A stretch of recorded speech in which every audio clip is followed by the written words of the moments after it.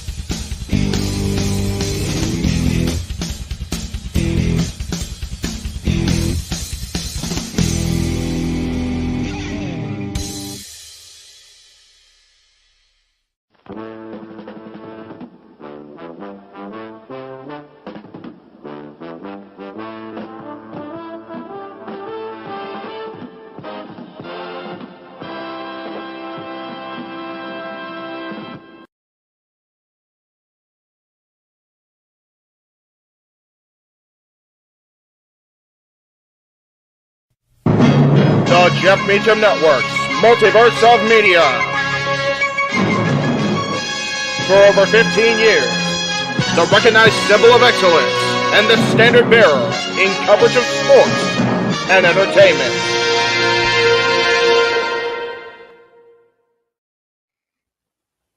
JJ, Jeff, you want to kick this thing off? Because I'm still trying to process everything here. Yeah, it's like, who wants to go first?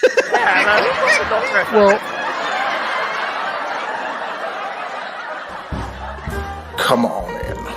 It's open mic night with your host. you could maybe say there's really 4 topics, but it's split into 6. The Renegade, JJ Williams. The Sammy and Eddie Kingston thing, which one's the better smelling turd?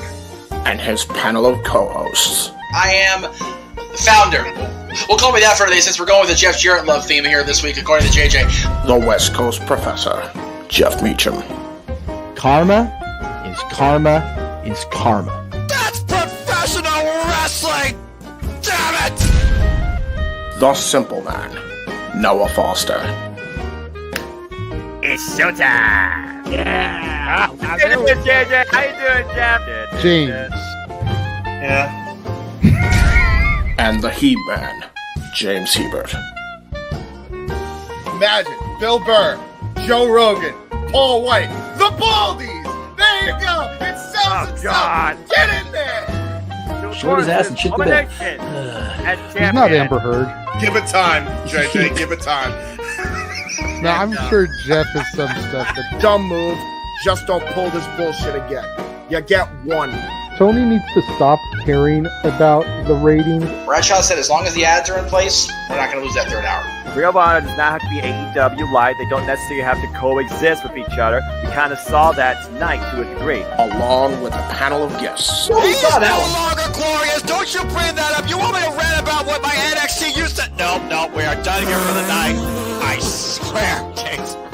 Because you never know who may show up for open mic night. I leave our company in the capable hands of an extraordinary group of superstars, employees, and executives. The first thing that came to my mind was, it's about damn time. Amen! I literally touched everybody in the state's trash. So it's horrible, you guys. Peyton's new thing is Dennis the Menace, but it's funny because she calls it Dentist the Medicine. That's great. When Elliot Taylor came out and did Born for Greatness live, I was popping my pussy, having a great time. I didn't care. I was having so much fun. Sit back, relax, and enjoy the show. Fuck Bill Belichick.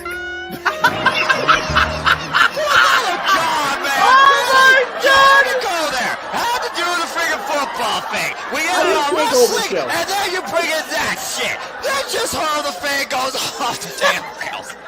Brilliant, bloody brilliant.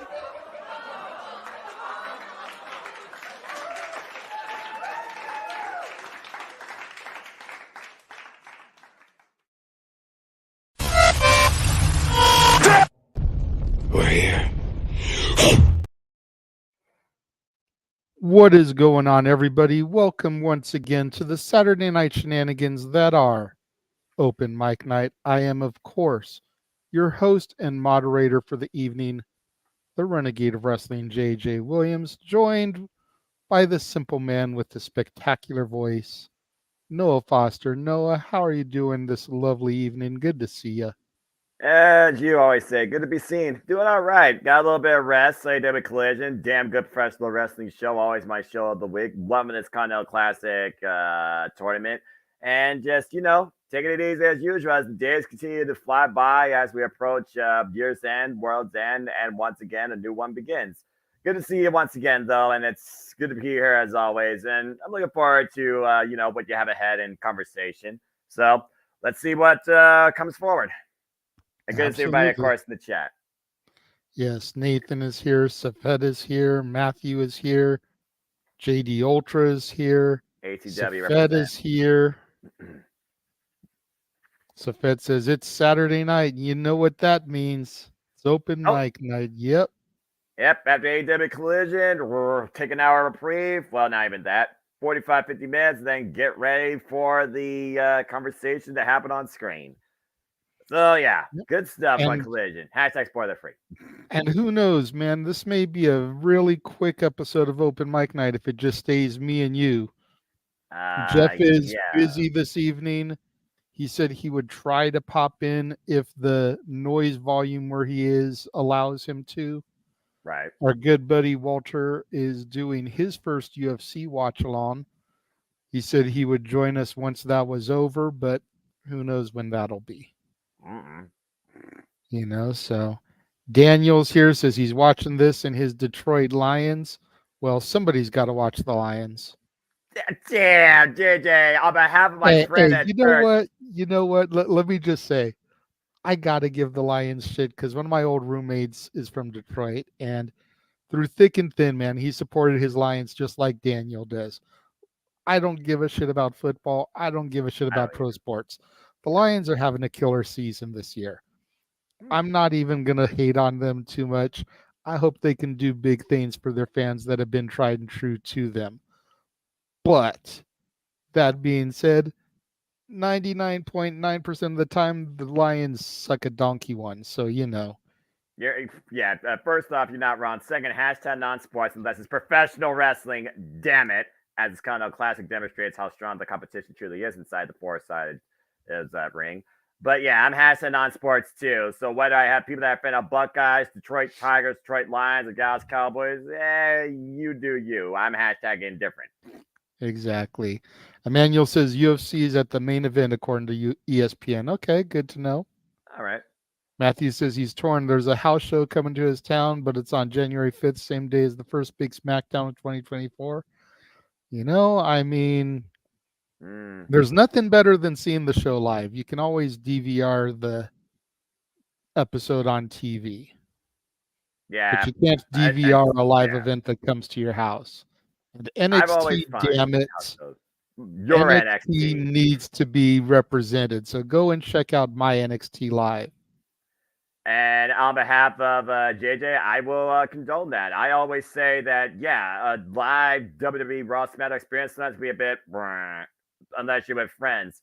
As far as a house show, though, it's more free-spirited. You have to get more out of the in-ring competition, where at the end of the day, something called World Wrestling Entertainment, I expect more wrestling than a freaking cheap-ass, less than fresh Rotten Tomatoes gimmick segment on my screen with a bunch of crap advertisements. And also, it's more budget friendly. So I say to the house show, man, go enjoy yourself and have fun. I'm sure NXT is going to give you more energy than the restricted environment of a SmackDown Live.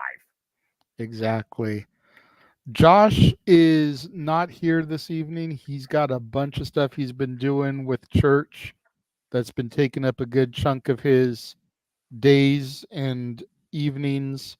And especially, as a church going man, Noah, the holidays are even crazier for a church because you're always getting ready for those midnight masses and holiday concerts and choir performances and whatnot. So yeah, even if you don't participate necessarily in them, you still, of course, do your fair part. Just remain faithful and be part of the service.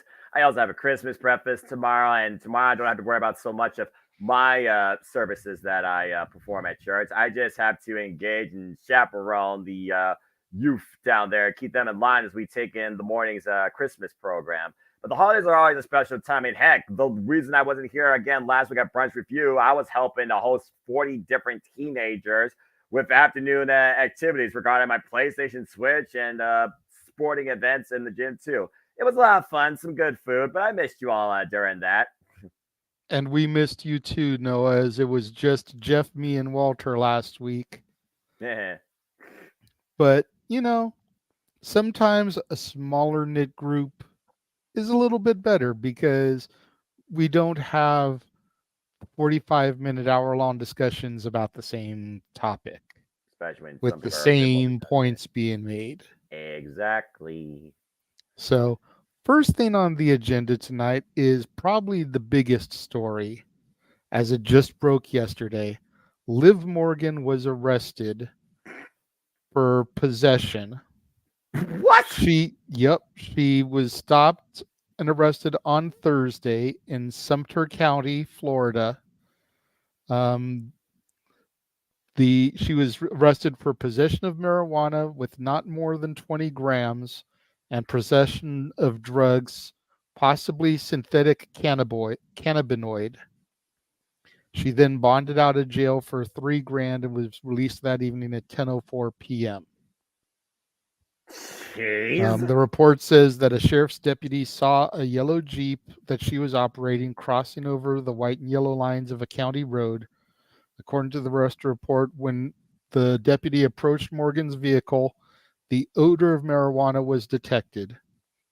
Found inside the vehicle was a small plastic bag containing marijuana and a vape pen that held an oil-like substance. The substance was tested and proven to be marijuana, according to the arrest report. Now, this is a tricky one because, like the great Harvey Dent says, I'm of two minds about this. Number one, it's marijuana. We've proven in the last decade and a half that it's not as strong, as powerful, as deadly as we were led to believe back when I was once a wee lad and went through the very first DARE classes in elementary school. You know, but at the same time, we still have to adhere to a standard when you've got a company like WWE that has a wellness policy. You know, it's a tricky line. You know, what is and isn't a forgivable offense? Jeez. And Emmanuel brings up an interesting point. Did Liv bite the bullet for MJF since they were spotted together that evening? That was the evening of the Iron Claw premiere, and Liv, John Cena, some others were spotted at the premiere. I kind of am a little bit thrown back by this because, first off, I can understand in this day and age how people use this stuff for coping or dealing with maybe anxiety or self-stress. Again, I go at the hierarchy of there's smoking, then there's weed, and then there's vaping, and then there's something much worse. And the fact of the matter is that it seems like she was caught. I know every state's different, but she was caught almost on a misdemeanor. You gave the amount's like what? Literally tiny bag, if that. It almost feels like that the overall choice in the arrest was maybe a little bit overkill, but then again, I don't know Florida state standards. Again, here in Ohio, marijuana is medically like legal nowadays for most purposes here. And a lot of marijuana I know is used probably for that particular purpose. As far as vaping goes, that's literally a choice, but that's a whole different danger. Now, if that belongs to her or to a friend, as Arlene's pointing out, then again, I know nothing about that setup, and I just hope that both Liv and her friend are fine with whatever they're dealing with. as far as the arrest goes, either way, WWE is all about publicity. They cannot let this affect their public image. And they do have a wellness policy. If nothing else, I would just say that this is a warning. I think you should at least get 3 chances. I don't care how politically sound you might be when it comes to the system based on multiple accusations. Usos. But yeah, the fact that right now that this happened to her on the verge of going into, again, the road to WrestleMania, and I imagine as most misdemeanors, no matter what size, you're suspended for like, what, a month or 30 days? She's virtually at risk of almost missing the Royal Rumble. So I hope that this doesn't, negatively impact her. And at the end of the day, I hope WWE just asks for maybe like an apology. She paid the fine. She's out of Florida, hopefully. So maybe now we won't get that same situation wherever she lives, wherever she chooses to be while she's on suspension. But all I can say to Liv, bad luck in the moment. Yeah, see, that's the thing with me is like traditionally, and again, I know I took a 10-year hiatus. I don't know if the wellness policy changed as far as its punishment structure goes.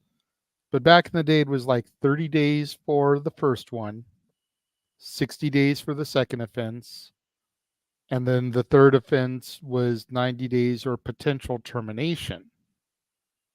It's like for each offense, it was another month suspension. Yeah, like your license almost. Liv's been out on injury. So when would the 30 days go into effect? Is it 30 days from the date of arrest? She's off TV. That doesn't really affect her. No. Does she come back, get injured, disappear for 30 days? That doesn't make any sense. So to your point, I almost think it would be a better punishment, if you will, for her to just completely miss Mania altogether and then just have her come back the night after Mania. Night after Mania is always kind of looked at as the new year for WWE, even with the day one-ish that they've been doing here in recent years. Right. Mania is the Super Bowl, the end of the season. The night after Mania, the Raw after Mania is always the beginning of the new season. Yeah, and again, we don't know the extent of when she will be actually medically cleared as well. So at this point, I don't think it necessarily overlaps her, let's just call it what it is, injury reserve. It just adds on to the fact that, okay, you're clear, but you did this. Sorry, you're not coming back till you serve your term. Now, how you handle that is up to you. But again, you only get so many moments and second chances. So proceed with caution no matter where you are or what you choose to do. Even if necessarily it doesn't seem like a bad thing to you, not every state works the same way. And according to Arlene, it is considered illegal in Florida to carry 20 grams and under. Damn. So they are strict. I mean, to be yeah. fair, it is Florida, and I do think some states need to enforce certain laws and guidelines a bit more than others because of the risk of the free-form nature, underhanded business, pirating, that probably is more populated in areas down there. You got to consider a lot of shit goes down in Florida. Absolutely. And then the other thing when it comes to Liv in this is people have been commenting on her mugshot. Because you think about when people take a mugshot, they always look jacked up, right? Yeah. People are saying, like, they wish they could look that good in a mugshot. Seriously. Like, considering everything that's going on, people are like, she still looks hot in that picture. Like, what the hell? Everyone always looks so jacked up and busted. She's still young. Let's also keep that in mind, too. I'm just saying. But also, it's like getting a driver's license picture. No emotion. Doesn't mean that you don't keep up your appearance. No, and I know. Let's love to do that. Liv, just proceed with caution wherever you are. Every state works differently, as the Greg Cherry Show illustrates with certain bizarre state laws. Go check out the Greg Cherry Show, folks. And Absolutely. Liv, hopefully this doesn't cost you any more major moments that could be ahead for you once you're actually medically cleared to return to WWE. But unfortunately, in this case, you chose poorly. Damn. It just dawned on me, dude. She probably spent more time in that Florida jail cell than Dom did when he was starting the prison Dom gimmick. Well, considering Dominic Mysterio was in on a misdemeanor in juvie, while Liv Morgan is living arrested for a real crime, I think I know who the real prison bird is. But I digress. Anyway. Oh, what's up, A? Good to see you, man. Hey. Haven't seen you around for a while. Yeah, been a while. Hope that you're doing all right. And Ticket Bot. Good job, Matthew. Have fun, man. It's like if it was a televised event, I'd tell you to take a sign that says Jeff Meacham Network, but it's a house show, so it is what it is. That sounds like Wrestle Talk covers that enough with WWE and AEW. Oh Lord. Yeah, I mean, she immediately bailed herself out, Emmanuel, so that was never going to be the issue, but it's weird, I think, that marijuana is still such this big criminal offense, It's just mind-numbing to me with all the developments and the medicinal properties that have been proven to come from marijuana and CBD and all that stuff. Again, Harvey Dent of two minds. It could be worse. Marijuana has always been considered the gateway drug to more potent and harder stuff. So you just gotta be like, watch where you tread, Liv. Like you said, be careful. If you're gonna do this stuff, who am I to judge you? Exactly. But don't be carrying in public like that. Do it in the privacy of your own home, your boyfriend's home, whoever. And for the people in the chat room that are saying she's going to be in a big storyline when she comes back, let me see the WWE press release. Okay, because I don't buy into the shit that's reported by Sap, Meltzer, and Alvarez. I think more often than not, I don't think people necessarily go off that when it comes to this type of circumstance or prediction. I think they just want to try and fantasy books. They just want to see Liv actually have a real moment again. And that's fair. But, Yeah. Liv, take care of yourself physically and mentally. Hope it doesn't screw her up too much in the head. No.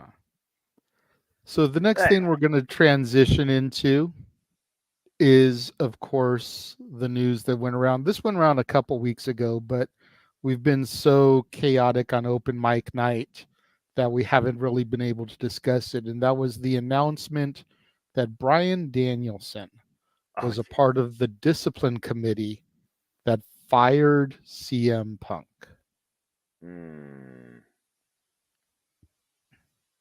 And what are our thoughts on this development? Is this just a red herring to take the heat off of Tony Khan?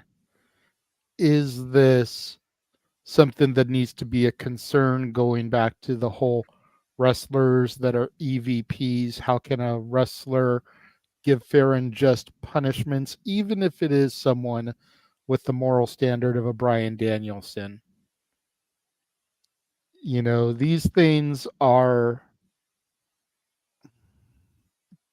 again, they're interesting propositions to tread, because at the end of the day, Tony Khan, we've said this all along, needed to just grab the reins and handle it from jump.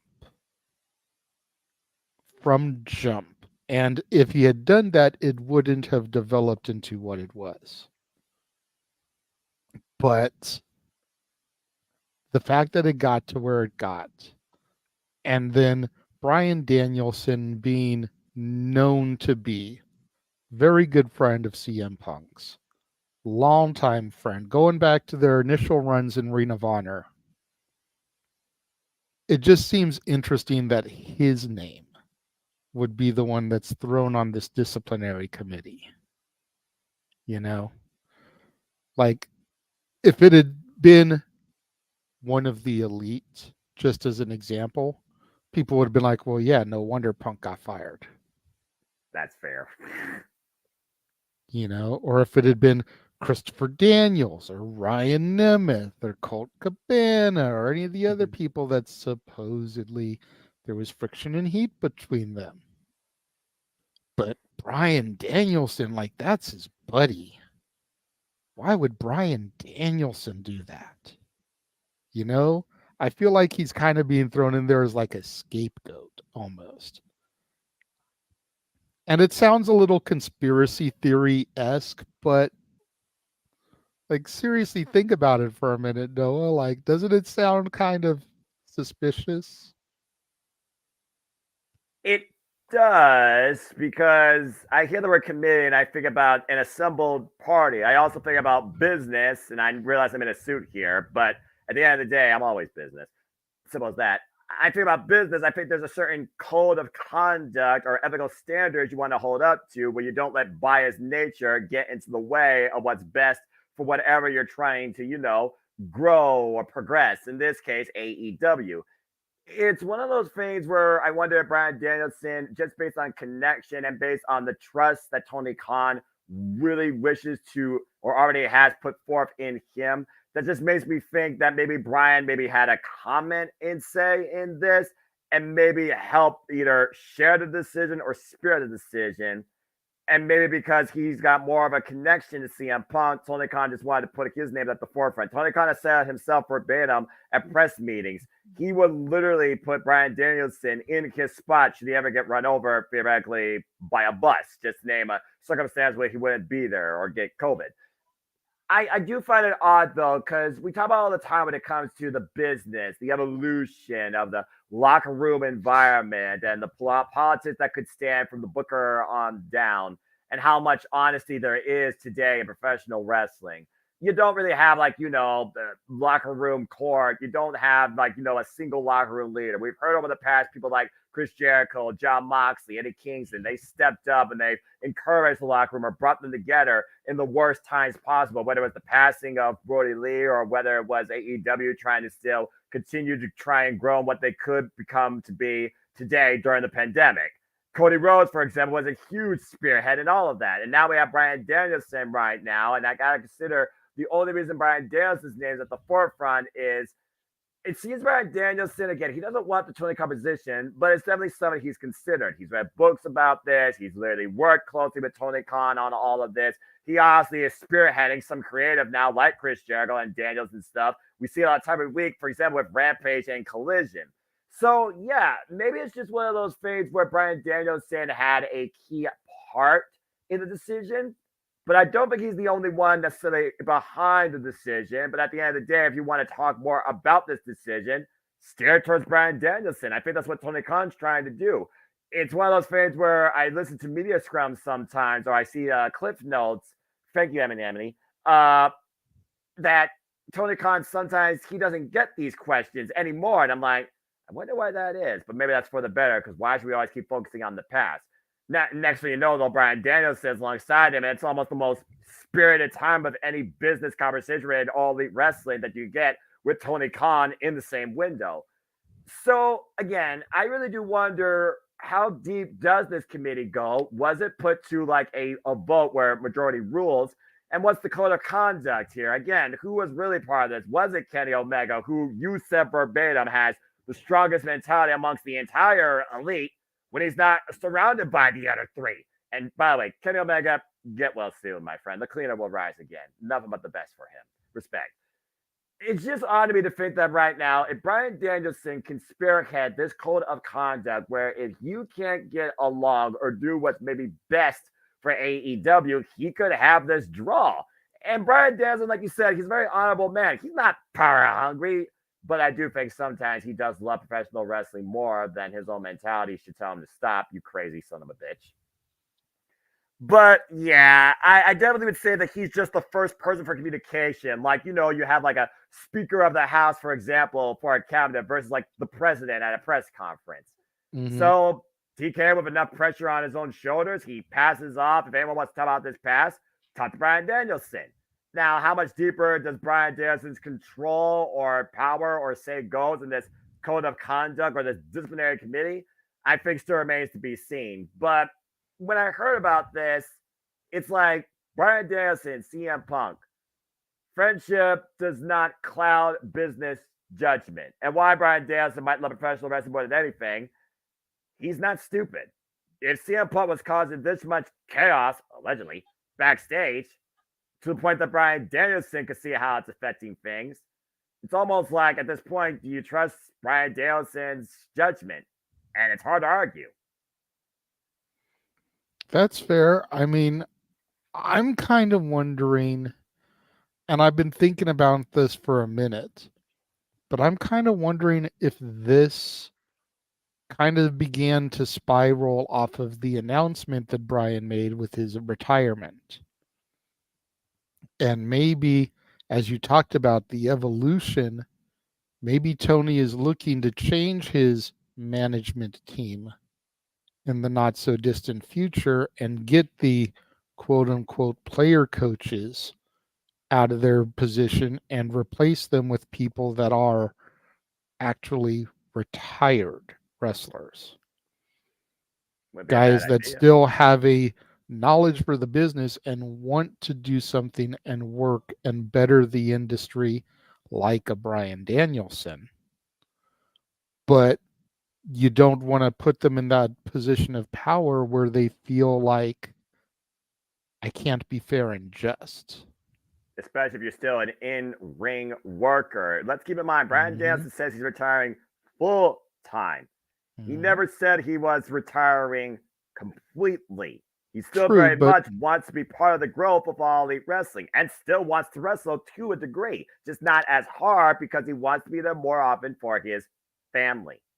I think Bryan Danielson is going to transition into, and this is the best comparison I can find, but the Meiko Satomura of AEW. He is going to be the final boss of the storylines. I could see that. You know, he doesn't have to be out there week in and week out or every pay-per-view, but you throw him out there for All In, you throw him out there for Wrestle Dream or Forbidden Door, and that's it. Yeah. 2 or 3 shows a year, the big international, let's bring eyes on the prize shows. Oh, AEW's doing their first pay-per-view in Japan. Bryan Danielson's on the card. Ding. Oh, AEW's doing their first pay-per-view in Mexico. Bryan Danielson's on the card. Bryan Danielson and Okada on the same card back in 2003 when both were just cutting their teeth in the business and they never collided. So, I think Danielson transitioned to that. And that way he can be an office guy. He can do the business. He can handle, you know, the stuff that the EVPs are supposed to be handling without worrying about the day-to-day operation. He doesn't have to worry about putting himself over anybody else because he knows he's going to wrestle 2 or 3 times a year. He's going to have that Undertaker deal. He's going to wrestle at WrestleMania, maybe show up at the Rumble to get a little push to the big show, and that's it. Yeah, I mean, he might sprinkle him in on a SmackDown here and there just to, oh, it's the season premiere. Gong. Gotta have that pop. Mark Calloway, badass, just saying. You know, exactly. Oh, it's winter is coming. Then right to Valkyrie. And then freaking show Popper Pete. Exactly. Hope you're doing well, my friend. Stay Buckeye strong from one Ohioan to another. But also, just to go to that point, yeah, we already talked about also AEW is changing. It seems like their business strategies at this point. They're changing the identity of the product, and it's slowly starting to come to fruition. I do think with more of a strong style tournament in-ring focus, they're changing the dynamic in the ring where you don't see the same thing on Dynamite versus Collision. That's why I still think they're 2 different shows each week. They're pushing more of the women, it seems now, especially after what Athena and Billy Starks did at Ring of Honor Final Battle. Incredible match, by the way. Even Billy Starks talked about why she signed with AEW because it would allow her to continue to grow and wrestle who she wants and still do what she wants to do. By the way, the fact this young lady's got a 4.6 GPA, girl's got the whole world in her hands.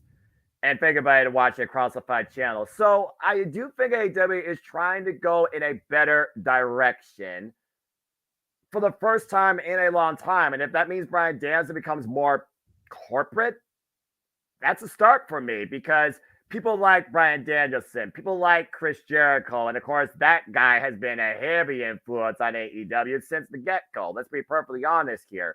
Maybe even Jon Moxley when he finally takes vacation. Crazy son of my gun. I could really see that. And honestly, those 3 men right there can literally spearhead a wrestling company into the future and better the business.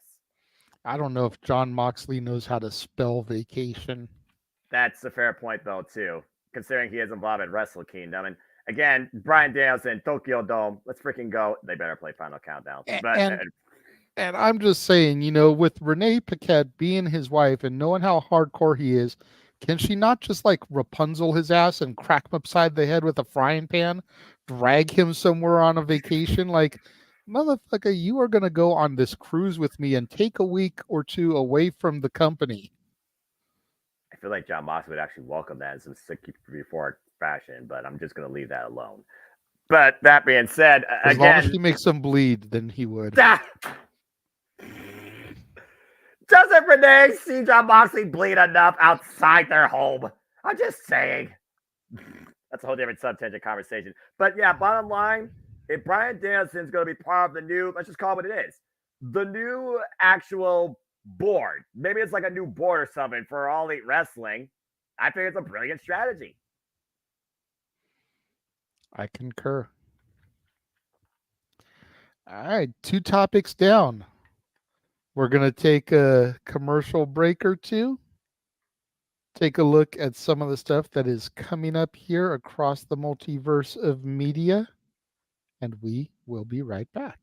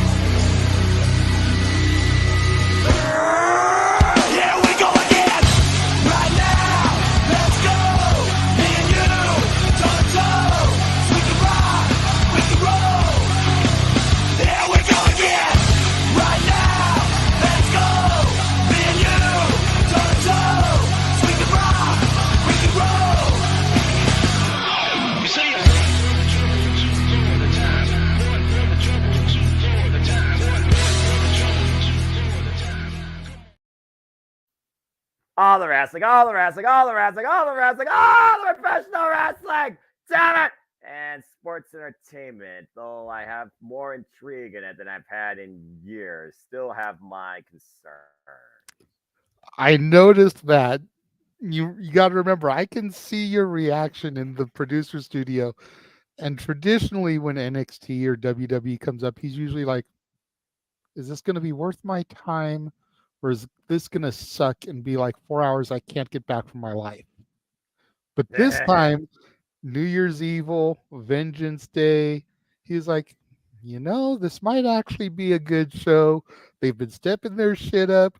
JJ's been right about his NXT. Looking forward to this. I am too. And again, as Jeff alluded to, 2024, the year known as, according to his words, we're going to die. For real. We'll be fine. Everything's fine. Everything's fine. Don't God, Emmanuel. Don't wish that existence. I mean, he's out of line, but he's probably not wrong. That's fair. Damn. NXT. I'll say it once. I'll say it again. It's better than what it used to be. And honestly, the last freaking show deadline This is probably my thoughts on a couple of things. It was the best NXT show I've seen this year. Oh, yeah. And the NXT League, in case people are wondering, will be out later this week along with Ring of Honor, as the Super Disney Leagues are about to come to conclusion for 2023 with all that's left is All Elite Wrestling. All I got to say is 2024 could be the year of my NXT on the main brand. Possibly. This coming week on Raw, the Creeds get their title shot against the Judgment Day. KC Squared gets their title shot against Piper Niven and Chelsea Green. And we very well could end up with Santos Escobar versus Carmelo Hayes in the finals to see who's going to challenge Logan Paul. That'd be an interesting match right there. Santos has to go through Bobby Lashley, which seems like a daunting task, but you never know what Santos or Lashley may have up their sleeve. And as far as Melo, he's got to get through KO. And he's been dealing with Waller and Theory lately, so I could see one or both of them costing KO the match. It's the Santos side of things that I'm not too sure about. True. Does Santos have a new Legado del Fantasma? Does Lashley have some enemies that could come out of the woodwork and take him out? That could be the deciding factor in that one, but I almost think Melo has his side on lock with Waller and Theory indirectly helping him. Yeah, about to say, I definitely see the whole screwy finish, enemies coming out here. And right now, the almighty Bobby Lashley kind of stands unopposed, and he does have the almighty Street Profits in his corner, while Legado del Fantasma 2.0 is still yet to be. So, again, both companies have very intriguing tournaments right now. And again, will it be John Moxley, Swerve, or Jay White versus insert name here, Brody King, Bryan Danielson, and Dorado Igalo, and even Claudio Castagnoli is alive right now. So both these companies have a very unique, not quite predictable dynamic to these tournaments, and bigger things await. So I'm interested in all this. I will say this. I am interested in all this. It seems like this month is tournament season and the question of the unknown on both sides. All I know is if the Creeds and KC Squared win on Raw, you're going to hear me in Toledo. I take your popping for my teams, my NXT being crowned tag champs on the Raw brand. All right, I'll take your word for it. And with that being said, maybe it means we'll actually get a Blueberry and Cherry Strap retired and go back to the black and bronze or black and gold. I'm just saying. Good luck to both your NXT teams. I'm actually rooting for them. Maybe your NXT will make me care about tag team wrestling in WWE again. Yes, thank you, Arlene. I forgot about that because they filmed next week's SmackDown with last night's episode. That way, after Raw, Triple H is giving everybody a week off. Oh, so they can spend time with their families. So from the Tuesday after Raw until the 26th, the Tuesday after Christmas, no house shows, no live TV, nothing. NXT has already filmed their episodes for the rest of the year. So spoilers are very much out there for NXT, SmackDown. No spoilers, please. Let it as it unfolds. But kudos to Triple H for giving all a week for family at the holiday season. Yeah, again, Triple H is not the guy that only sees business versus the word family in the dictionary. So kudos to him, mad respect. I absolutely love that. Yeah, not even house shows, but Triple H is coming back with big things because December 26th, Tuesday, house show live from the Garden. CM Punk makes his in-ring debut against Dominic Mysterio. A match that they're then going to run back out here on the 30th at the Forum at a house show. Interesting choice. But you know what? That says a lot about Dominic Mysterio. Think about it. Randy Orton's first match back one-on-one, Dominic Mysterio. Dominic Mysterio is very much an MVP this year. Me and Jeff and Walter talked about it last week when we were discussing who the MVPs of the companies were. In my opinion, this year has been Dominic Mysterio's year. He is definitely the MVP. Dominic Mysterio and Gunther for me, if I'm going to be perfectly honest with you about the WWE when it comes to consistency. Cody and Nakamura in a strap match. I name our cowbell. As far as MVPs goes in WWE and AEW, MJF and Orange Cassidy, if I'm being brutally honest. And probably Julia Hart considering her consistent growth. So there's definitely been MVPs across the board when you look at the industry, and I love to see it. But I definitely agree with you about Dominic Mysterio, but Gunther definitely is the other one for me. Orange Cassidy was my pick for AEW.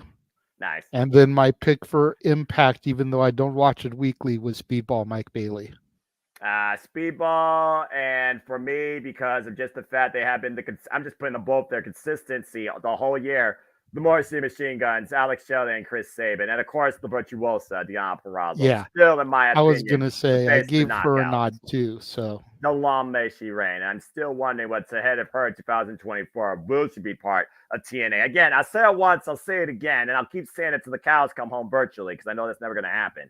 2024 is going to reshape the industry as we know it. Bring more content, more surprise, more interest than ever. I guarantee it. And it won't just be from WWE. Well, the last thing we talked about was Danielson on the Punk Disciplinary Committee. So let's shift a little bit to Punk himself now. We've now had him back in the WWE for about 2.5 weeks now, going on 3. Survivor I think it was Series 3 weeks ago today, actually. Wow, it really was. You know, and to a point that was made in the comments earlier from Sean, Punk just seems happier now. You know, he's doing good things. He's cutting good promos. He's made the rounds. He did some good television at Deadline with Shawn Michaels. He was even backstage at NXT this past week, just kind of watching the matches on the monitor, giving advice to the kids, and they seem to be loving his presence. You know, and it goes back to one of the points that I made a long time ago. Punk wanted to help shape the future. And it seemed like the talent in AEW, specifically Jack Perry and Adam Page, because those are the two that he had the biggest issue with, and to a lesser extent Ryan Nemeth, didn't want to hear what he had to say. They felt like they were too big. You know, Adam Page is part of the group that created the place, and Jack Perry is the son of Luke Perry, and, you know, my dad was famous, and who the fuck are you? And Ryan Nemeth, you know, the forgotten brother of Dolph Ziggler, who had one of the most forgotten world championship reigns in history. Unfortunately. More people talk about Jinder Mahal's reign than Dolph Ziggler's reign. Take that for what it is. Fuck me. But, you know, it's like Punk wanted to shape the future, and now he's getting that opportunity. There are rumors, and again, rumors, that Punk may be positioning himself in line to take over when Shawn Michaels officially retires. And CM Punk could take over NXT. And this would really be a full circle moment, because whose learning tree was Punk under when he first came to WWE via OVW? Shawn Michaels. Paul Heyman. Paul Heyman. That's right. Structured Punk, taught him how to time shows. Remember his bio, The Best in the World.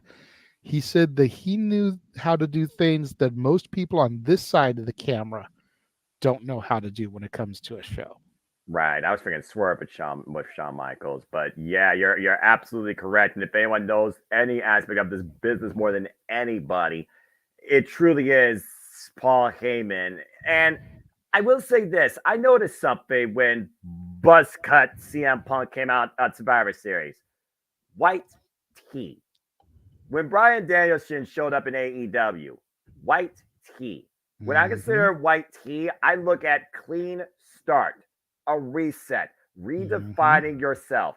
The American Dragon redefined himself back in professional wrestling with the greatest run we've seen of instant classic matches, and now trying to spearhead the future himself in what's becoming the second largest company globally. Why CM Punk's back, literally in the world's largest company. I'll just say it as it is.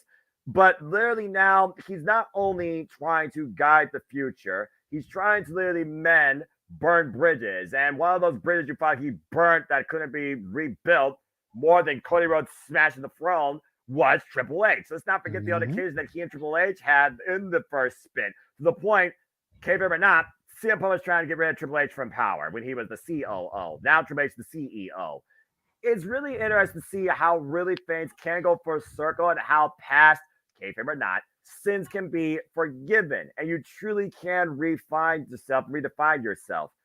I think CM Punk is more happy than ever, more comfortable than ever. Now, whether or not he still has, freaking house arrest bracelet virtually on his freaking ankle, and if he gets out of line, he's gone.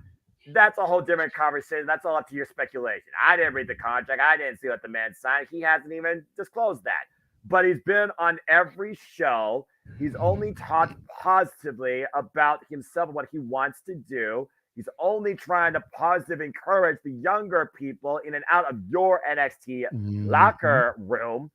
And he's only given nothing but a positive growth, I think, an interest in WWE. If we're being perfectly honest here so far. There's still those with the speculation and the conspiracy theories that are wondering, he's a hypocrite. He came back home to a place that said destroyed him mentally, got him sick in the first place, blah, blah, blah. Jeff said it best. It wasn't WWE. It was the business that made him sick. But he found an antidote clearly. And sometimes they say you got to get even more dirty before you can wash yourself clean. With AEW, it gave him some sort of, I think, glimmer of hope, but it just wasn't meant to be for him.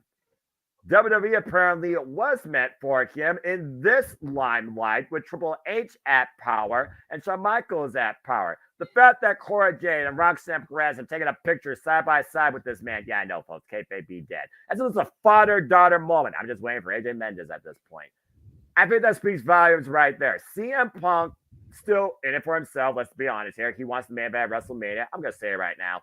Seth Rollins versus CM Punk feels bigger than the Roman Reigns versus Cody Rhodes, and friggin' Seth Rollins CM Punk doesn't need the title.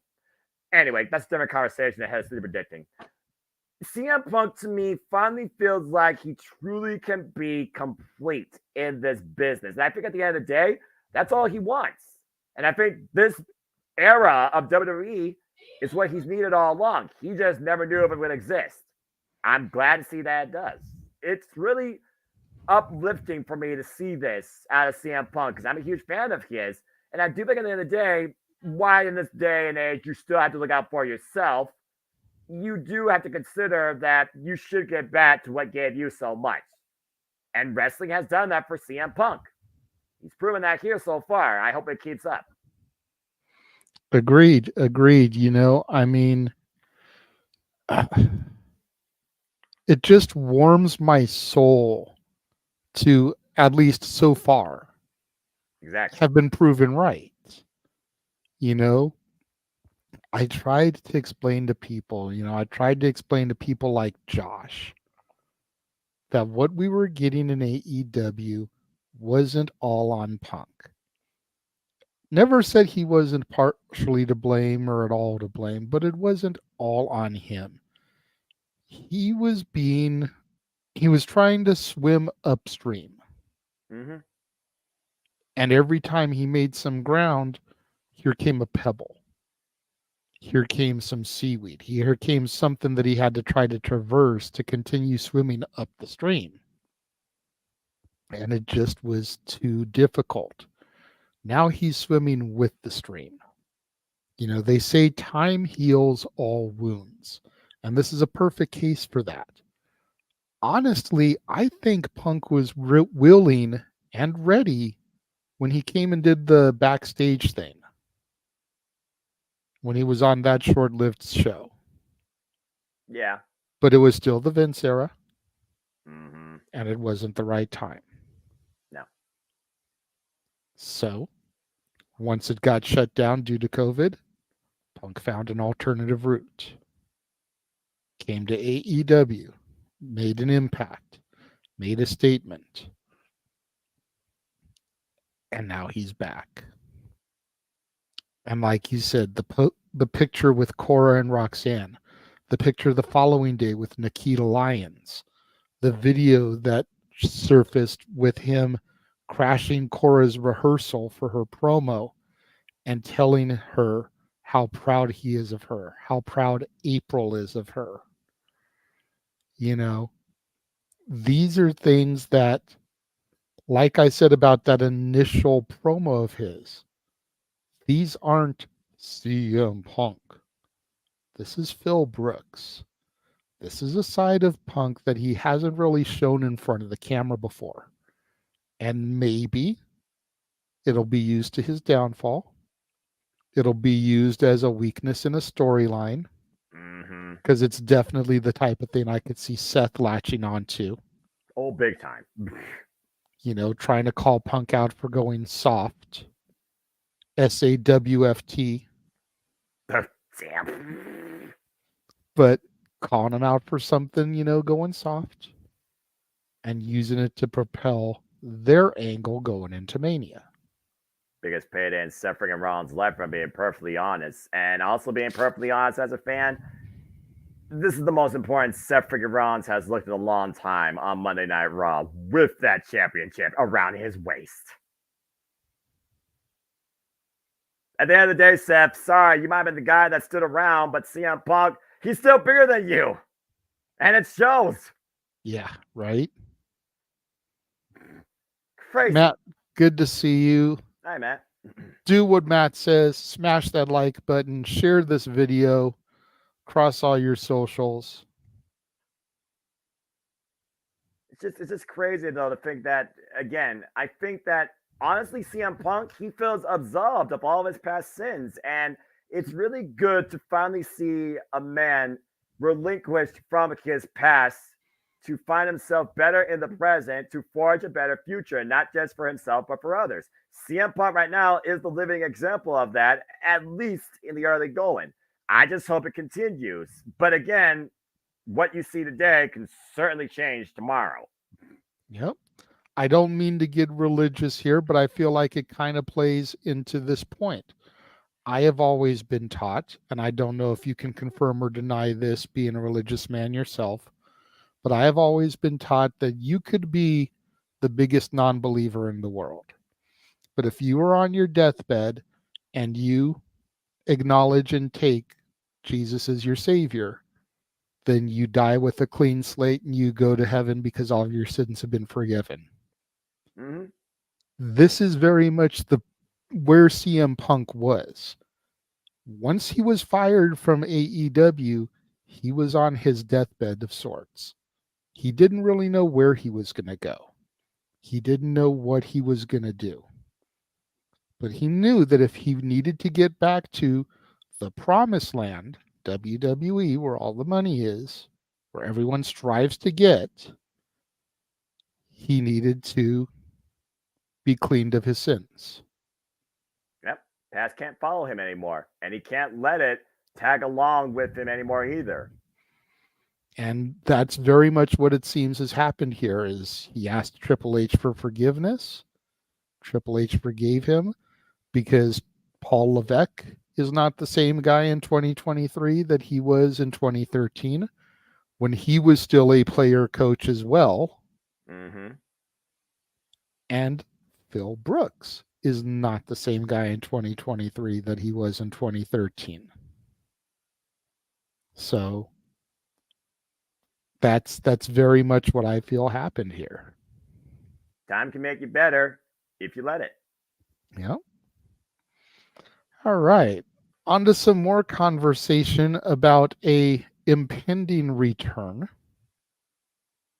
Supposedly, Sasha Banks has been back in a ring, coming off of the heels of her injury, trying to get the rust off, preparing for her inevitable return.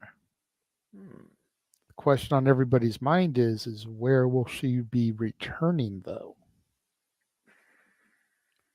You know, her deal with New Japan, I don't know how long the terms of it was. If it was only a year, that would be coming up in January or February, correct? Because wasn't her first match in Battle of the Valley in February of this year? Against Kairi Sane for the IWGP Women's Championship. You're absolutely correct. So at worst, her contract would be over February 2024, which means that while she would miss the window for a certain rumble of royal implications, she'd be back in time for Mania. The City of Buried Love gets a sisterly bond, reunited potentially. You've also got the fact that she could go to the rebranded TNA and join the sister that she walked out of the company with, Trinity. Yep. And although talks seem to have gone backwards, and where they were back at All In when Mercedes appeared in the crowd of Wembley at AEW, if reports are to be believed, the AEW deal isn't going to happen anymore, but could it still end up with her going to AEW? Money and motivation speaks values. Just saying, it seems like Tony Khan's trying to do more with the women's division based on what I've seen recently, but can the trend keep up? Yeah, I mean, if you really think about the women that they brought over from WWE to help beefing up the women's division in AEW, what have they really done? Tony Storm, Saraya, Ruby Soho, Athena. That's it. Okay. So we'll break these down one by one. Ruby Soho has been featured prominently and had many a title shot, but hasn't been able to achieve jack diddly shit, aside from being Saraya's bitch. Damn. But Stop me when I'm telling lies. I'm listening. She's slowly being transitioned into this thing with Cool Hand Ange, which I love. I think that they are doing such great storytelling with this. Right. But it's another her as an accessory angle. It's not her as a star angle. Right. Speaking of them as a star, Tony Storm. Oh, Lord. How many stutter steps did they do with her before she finally became timeless and is on arguably the run of her freaking career? Took a moment to get there, but then again, how many times do you do a retic or a rehash in Hollywood? That's fair. Let's ask Killer Cross over in WWE how many times they have to do a redo with him. Damn it. Stop me when I'm telling lies.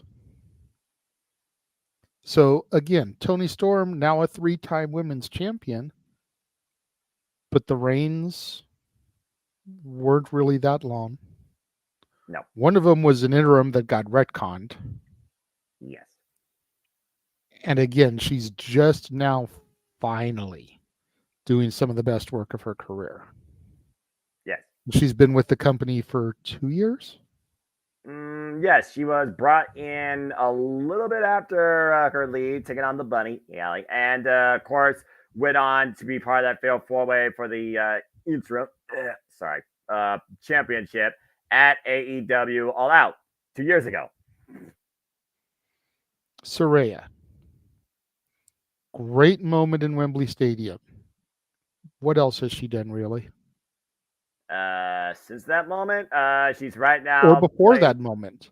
Aside from that huge moment in Wembley Stadium where she won the title in her home country with Queen playing her to the ring, what has she done of any kind of note? Now, since her debut at Grand Slam and beating Data Breaker DMD at Full Gear, honestly, not a lot. Okay. Athena. Oh my God. I will not take away her past year as the Ring of Honor Women's Champion. That's the type of shit that you write home about. How long did it take them to get her to that point, though? How many miscues and missteps and botched pushes and jobs did she have to do? Even to my girl, that bitch. I'll say before they finally got her to Final Battle 2022, and the Athena train really took off. About half a year. She came in at Double or Nothing last year, took on that bitch at AEW out for the TBS Championship, had some stutter steps through the fall, and then officially became part of Ring of Honor very shortly after in fall last year, and been up ever since. She even said that the fact that she's had this trust to spearhead Ring of Honor, arguably the biggest star in Ring of Honor right now, since Tony Khan has brought back to life, for being perfectly honest here, and the fact that she's had this trust, spearheading the women's division, leading the division to the main event of Ring of Honor pay-per-view twice now in the company's overall 20-plus year history. Speaks volumes, but yeah, they didn't get it right out of the gate, but they still figured it out, and arguably she's on the best run of her career. So my point, though, is with all the stutter steps, with all the mistreks, with all the retcons, does Mercedes want to take that chance? That's really up to her at the end of the day, because again, does freedom and money speak more volumes versus professional progression? Because again, I'll say it, WWE has evolved into a much more, I would say, stable, progressive environment with more of a conscious, with Triple H spearheading it nowadays.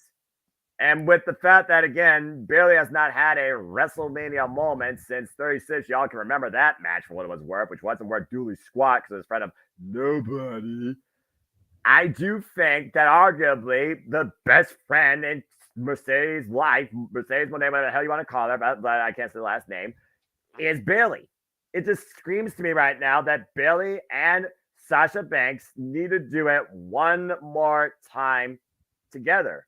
And I think WrestleMania 40 is the perfect time for it. So at this point, if she's not going to be part of the inner promotional wrestling landscape that has everything but WWE, I say finish out WWE now, where it feels more comfortable than ever for the women's, despite the fact there's still probably more women actually hired versus being booked, but that's just, the freaking problem with the industry. If you want to go to the most stable environment where you want to be booked to respect it and you're not worried so much about too much money, go to TNA.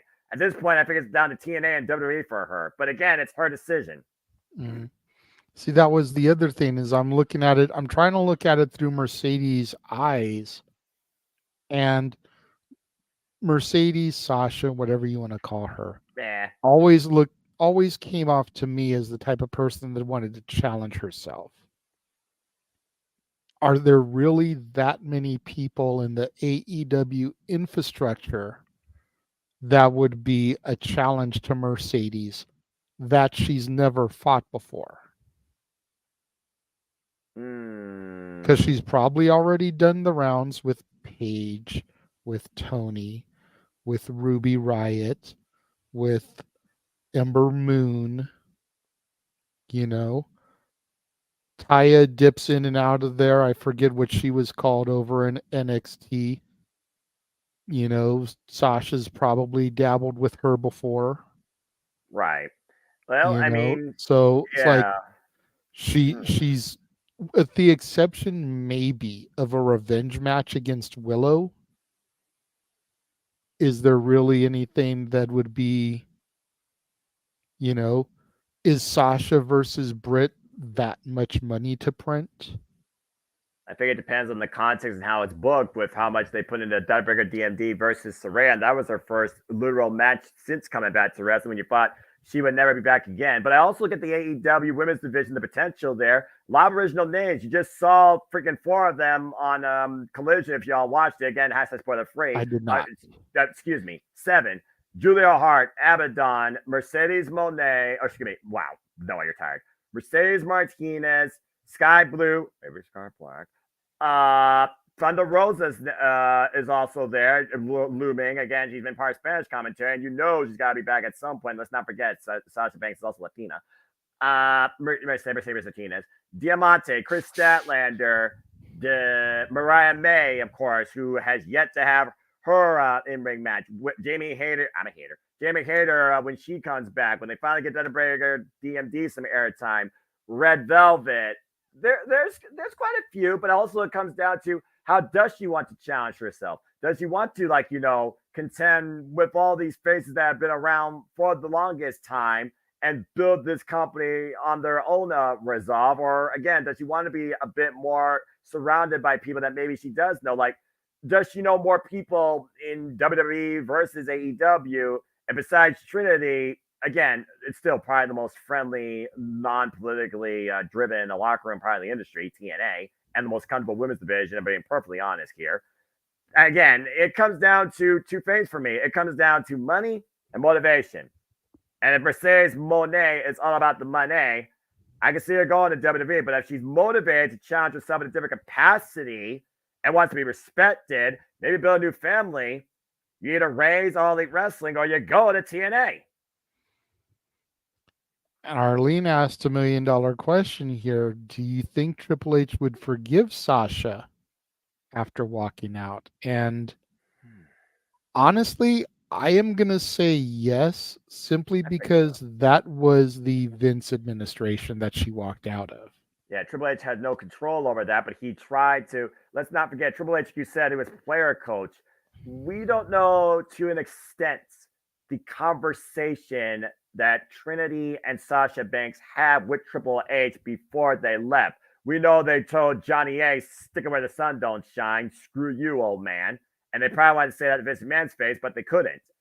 And again, Triple H, I will say this about Triple H. He definitely, like you said, is not the same man he used to be in 2003, 2013. And I think the fact that he almost lost his life 2 years ago has a lot to do with that, too. And the fact he's no longer involved in that ring.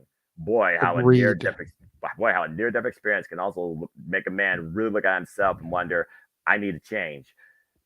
I really do think that forgiveness can be found for whatever misjustice Sasha Banks believes she was facing in the WWE at the time. I really do think it can happen. Again, CM Punk, Cody Rhodes, Sasha Banks is the only one left, I think, at this point to close the past on. Yeah, and again, it was the Vince era that she walked out of. And Triple H, from everything that I've read, was always a huge supporter of the four horsewomen specifically. Yes. Sasha Banks and Bayley redefined women's wrestling in NXT TakeOver Brooklyn. I mean, literally, as his first two NXT daughters. And you figure right there is your story. Bully Ray even proposed it on Busted Open, and the first time I heard it, I was like, oh my God, yes. Unfortunately, it has to be altered now. Things are what they are. But basically what he said was that we've been teasing this whole damage control turn on Bayley here for the last few weeks. Yes. You finally pull that trigger. You have damage control attack and beat Bayley down. And here comes Charlotte. Here comes Becky. And here comes a returning Sasha. And you ride into Mania, the 4 horsewomen versus the 4 from Damage Control. Yep. Now, unfortunately, that can't happen. Charlotte was injured last week. She will be out for a minimum of 9 months, possibly longer. Damn. But you just rewrite the angle. You don't have Io drop the title before Mania. You have her face whoever wins the Rumble. And you still have the Kabuki Warriors and Dakota versus Becky, Bayley, and Sasha. Yeah. I think it comes down to when Dakota 3 on 3. And by doing it like that, you do something that I've been wanting done for a minute. You keep the horsewomen out of the title picture. Yep. And you put the shine on 3 other established women who really don't get the credit they deserve in Dakota, Asuka, and Kairi. and also the freaking summit of Japanese pro wrestling, if we're being perfectly honest here. I think that just really comes down to when Dakota Kai is actually medically clear to compete. And again, for the longest time, I've been waiting for Dakota Kai to actually win a freaking women's championship of her own. Long overdue, but right now, Io Sky, she's holding the title and basically all the power, and Dakota Kai is standing by, honestly, her friend since NXT Black and Gold. The bottom line that needs to happen at WrestleMania 40 in the city that's all about history, you need to redefine history as far as who's going to be your top stars to lead WWE into the future, truly. And it can't be the same people that we see all the time. So I really do hope they do find some way to do something different besides Rhea Ripley versus Becky Lynch, despite how long it's been since they've suspended that singles encounter. But then you got the man back in the championship picture. To your point, it sounds like at this point they're still heading towards that. But back to Sasha Banks. Yeah, I think Sasha Banks and Bayley is the perfect way to reintroduce Boss Time, even if it means Michael Cole gets to say it like he always used to. Dadgummit. Reintroduce the Boss and Hell connection together for one last hurrah. I really think it's the best way to go. But again, comes down to Sasha Banks' MO. Money and motivation. Which one speaks more values? And if so, where and why? Yep. All right. Good shit. Definitely. I feel like this is the second time in 3 years that Charlotte's gotten injured and will be out for an extended period of time. I don't know. I've only been back for almost 2 years. Noah? I think she's... Okay, look. We know that she came back... Wait, was it really last year? Yeah. Well, she came back last year after an injury and beat Ronda Rousey within a split second and reclaimed the championship. As far as injury before that, I don't know. But yeah, this is her second injury within the last 2 years, and this one is much more extensive. So as far as an injury this bad, been a long time, but he does have a point. She's gotten injuries now over the last 3 or 4 years. At least 3 of them to my knowledge, but they were all still short spans. This is the first one I've heard, though, that's actually serious. It's going to keep her out for a duration. I mean, this is going to be the first time that Charlotte Flair is not part of a WrestleMania. Let's just put that in perspective. In a long time. And I know Jeff right now is just like, damn it.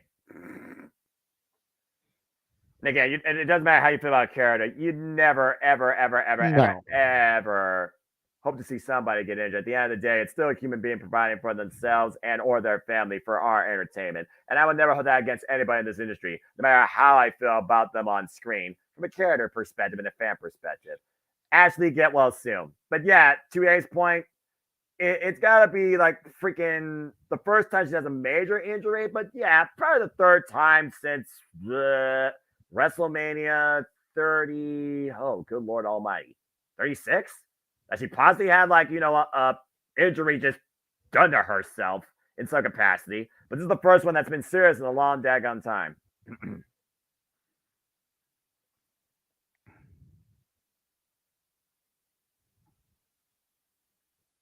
And no Andrade Igalo will definitely make sure she stays tranquilo during all of it, while Andrade's on one of the best in-ring showcases in a long time.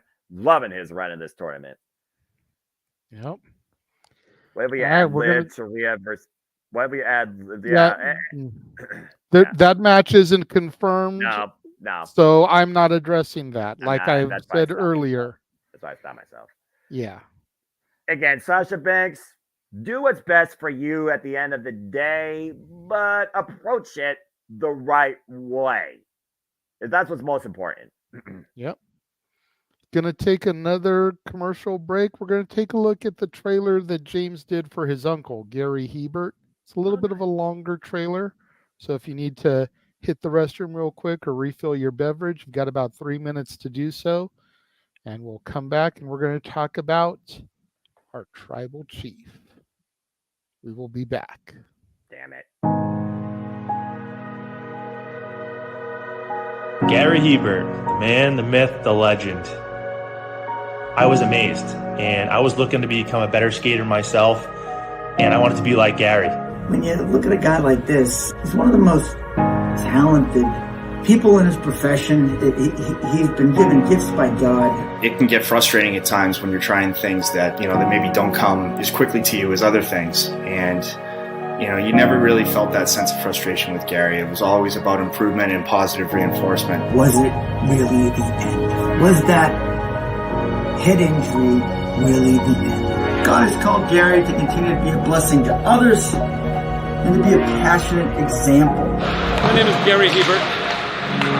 This is the World Academy of Hockey, otherwise known as the Inside Edge. I would recommend anybody that have a chance to come to his hockey school. I think it'd be well worth it. It'd be rewarding to all the kids and anyone he coaches, from whether it's an adult, a professional player, to a little kid like a Mike or a Squirt.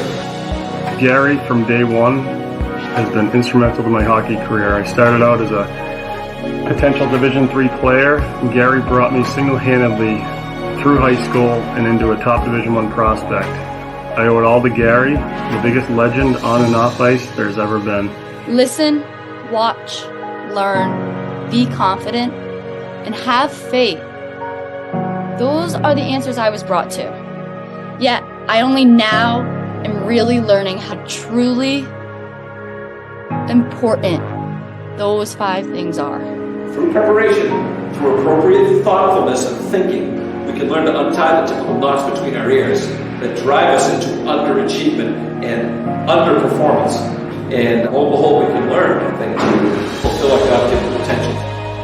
Gary has the innate ability to make people not only better players, but better people. The life lessons they learn from Gary are incredible. You can always remember leaving that rink knowing as a player I got better or I had something to improve on to get better. And I think that's what you excelled on as a coach, is giving us the knowledge to know what we needed to do to get better. There's coaches who know the game, but can you communicate and create passion in your kids and in your players? And Gary's able to do that. Gary's got great knowledge and the great hands, but more importantly, his ability to connect with people and care for them. His communication skills, to me, really stand out and separate him, and that's why he's one of the best, in the world. Gary's a legend. He's a special, special man.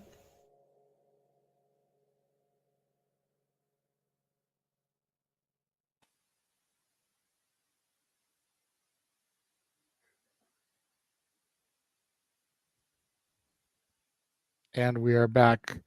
Hey. James, brother, I am looking forward to seeing that documentary when it's all finished. That's deep. I man. never knew who Gary Hebert was, but seeing all those pros talk about him and the impact that he's had on the hockey business, definitely kind of looking forward to checking that out. And nothing but mad respect for the work you put into that, man. Phenomenal job. Definitely captured the memory and legacy of your family member quite well. You should be very proud, as I'm sure he is too, watching on from upwards. And I kind of agree with Emmanuel's take here. For me, Ashley Flair, get well soon. But Charlotte, glad she's out. We don't need any more title reigns for her. Again, she's already got 16. WWE, get your freaking facts straight. She's already died her freaking father. I just say, oh, hello, Jeff. Right here. Hi. Hi, Matt. Yeah. Say my name and I shall appear or some shit. And also teleporting to the command center via the Morphin grid. That's ironic. The Taylor just popped in also. Sorry, I didn't notice just it to you guys. I was would have popped in earlier. I was on the phone, so I didn't know. Why am I blocking the shot here? What the shit? Good. With it just being your icon, you kind of give off Zordon vibes because it's just your little head floating in the there. That's funny. Yeah. I told JJ earlier when I was going to this party, literally, I am a mile from the OG Constantine Studios in Long Beach. Oh. I'm literally in Lakewood, California. If I walked a mile, I could be at the apartment right now. It's crazy. You're at the LBC with so much drama in the LBC. It's hard being Stoop DOGG. Word. Oh, jeez. But somehow, some way, you keep coming up with funky ass shit like every single day. Jeff is way too wide for all that, even though I he's know. got an LB tattoo on his arm. Yeah. I have not a fucking clue. Okay, anyway. And I'll stop yeah. right there because there's no say the copyright. Not you're about to say non. I mean, there's no music playing, and we're doing our own version of it. Oh, good Lord Almighty! Anyway, we're not trying to emulate Eminem here, okay? That wasn't Eminem. I can't believe you said that. Or some sort of rapper. I don't know rap. That was emulating some kind of rap. Jeff, that sounds like a karaoke. That was not Eminem. Stop it. That was not. Oh my God. Oh no! That was not Eminem. I cannot believe. Are you trying to wait? Are you trying to reference what's going on a week from tonight, JJ? No. No. I think Noah's trying to book us into 2025 karaoke. No, I'm not. 2024 is already booked, but 2025 has dates available. Noah, I don't know what you heard about me, but I am friends with Steve. Oh, I fucked up. Hang on. I'm too drunk to try to rap like Snoop Dogg. I'm sorry. I don't know what you heard about me, but I'm down with the Snoop Double G, and we can do a rap karaoke on 2025 on the Jeff Meacham Network. Don't be watching me. I got it. I got it back. Shit, what happened? Where'd my shot go? What happened? Simple, on the verge of being the quickest and the most, for JJ's sake, probably least shenanigan night of my night, and then this happens. Sorry. We got, ladies and gentlemen, Shorty J instead of Shorty G.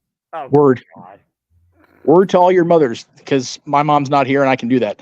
Where the hell's the plug for this friggin' show next week? There it is. Don't worry about it. We'll save it for the I'm not plugs. thinking about rap. I barely listen to Snoop Dogg. The only song by Snoop Dogg is freaking My Little Brother's The Gin and Juice. I think at one point. Or that was what I was quoting. Gin and Gin juice. and juice.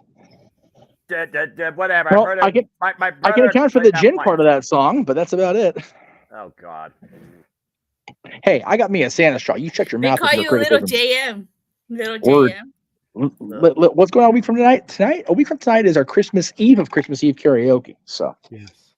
Oh Lord. Well, got to call him Lil JM because every rapper these days has Lil in their name. Yeah, I will have you know, people.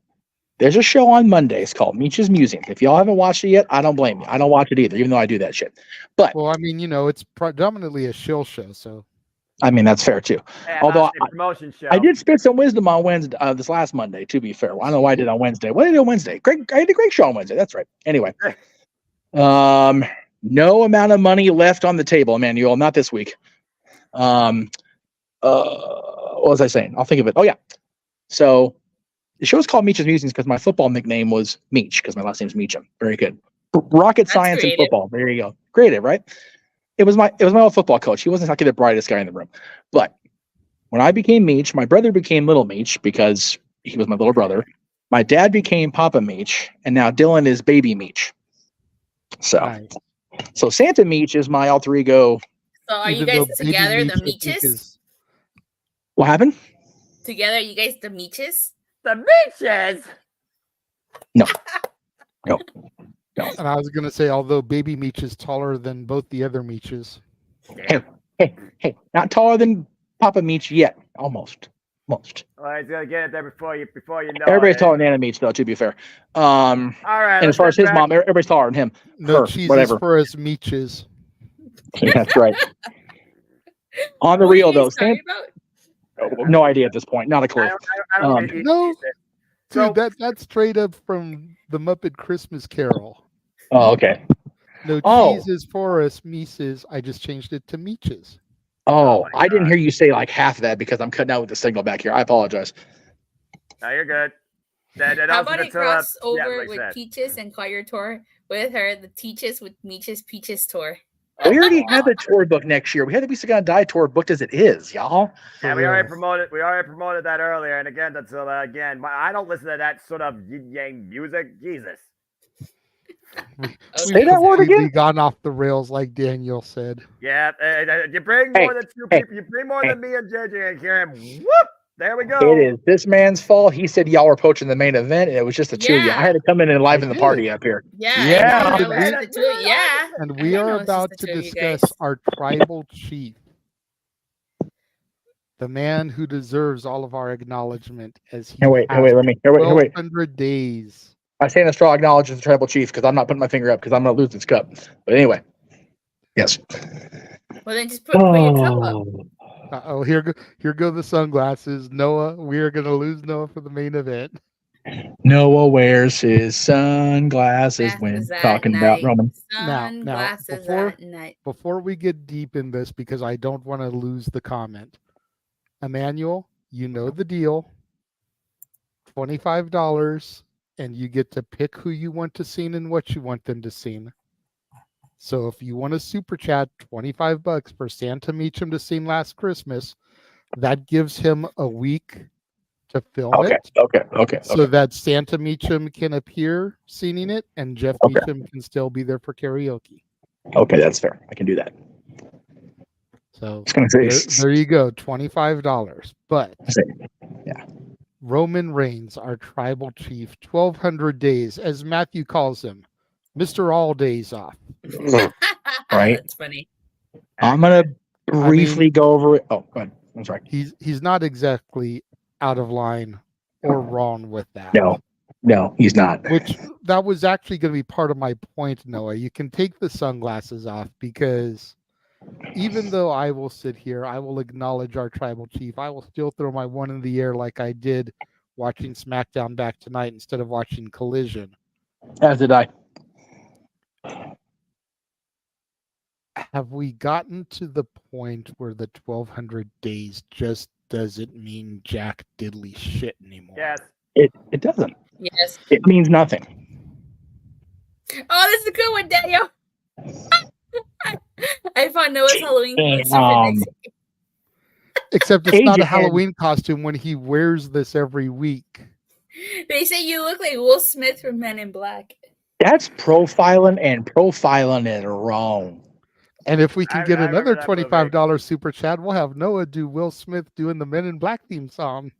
Stop it! You're gonna have him do it. Give me I can do the dance to back him up on that. I can do that dance, by the way. The whole thing. Defender. Here comes Noah in Black. The moment you remember.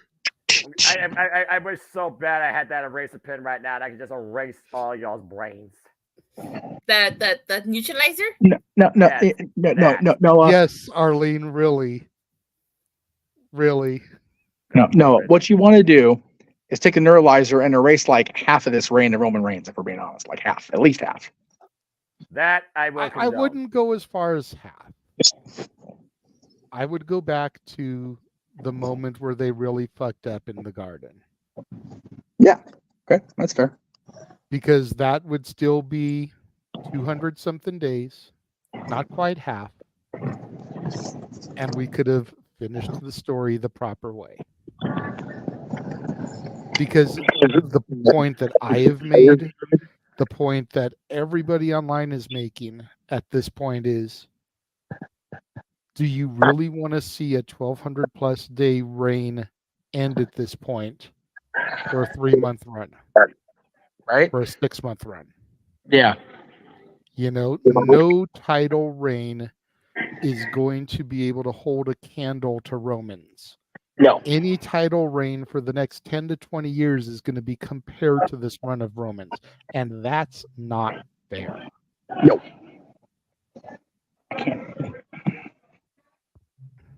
And then I discovered an interesting statistic. Roman Reigns has defeated every Rumble winner for the last 21 years, with the exception of Chris Benoit, for obvious reasons. But going all the way back to Triple H winning the Rumble in 2002. Yep. Roman Reigns has defeated every Rumble winner. During this run? No, right? Not during this run. Oh, okay. Okay. Just in general, because Triple H, then you got Brock Lesnar, you got Batista, Rey Mysterio, Undertaker, Cena twice, Orton twice, Edge, Alberto. He beat Alberto during this run? No. I said not during this run. Again, in general. Oh, okay. Yeah. Sheamus. Shinsuke, Seth, Drew, Batista, and Cody. Yeah. Wow. When did Roman all during the Shield Evolution War? I forgot about that shit.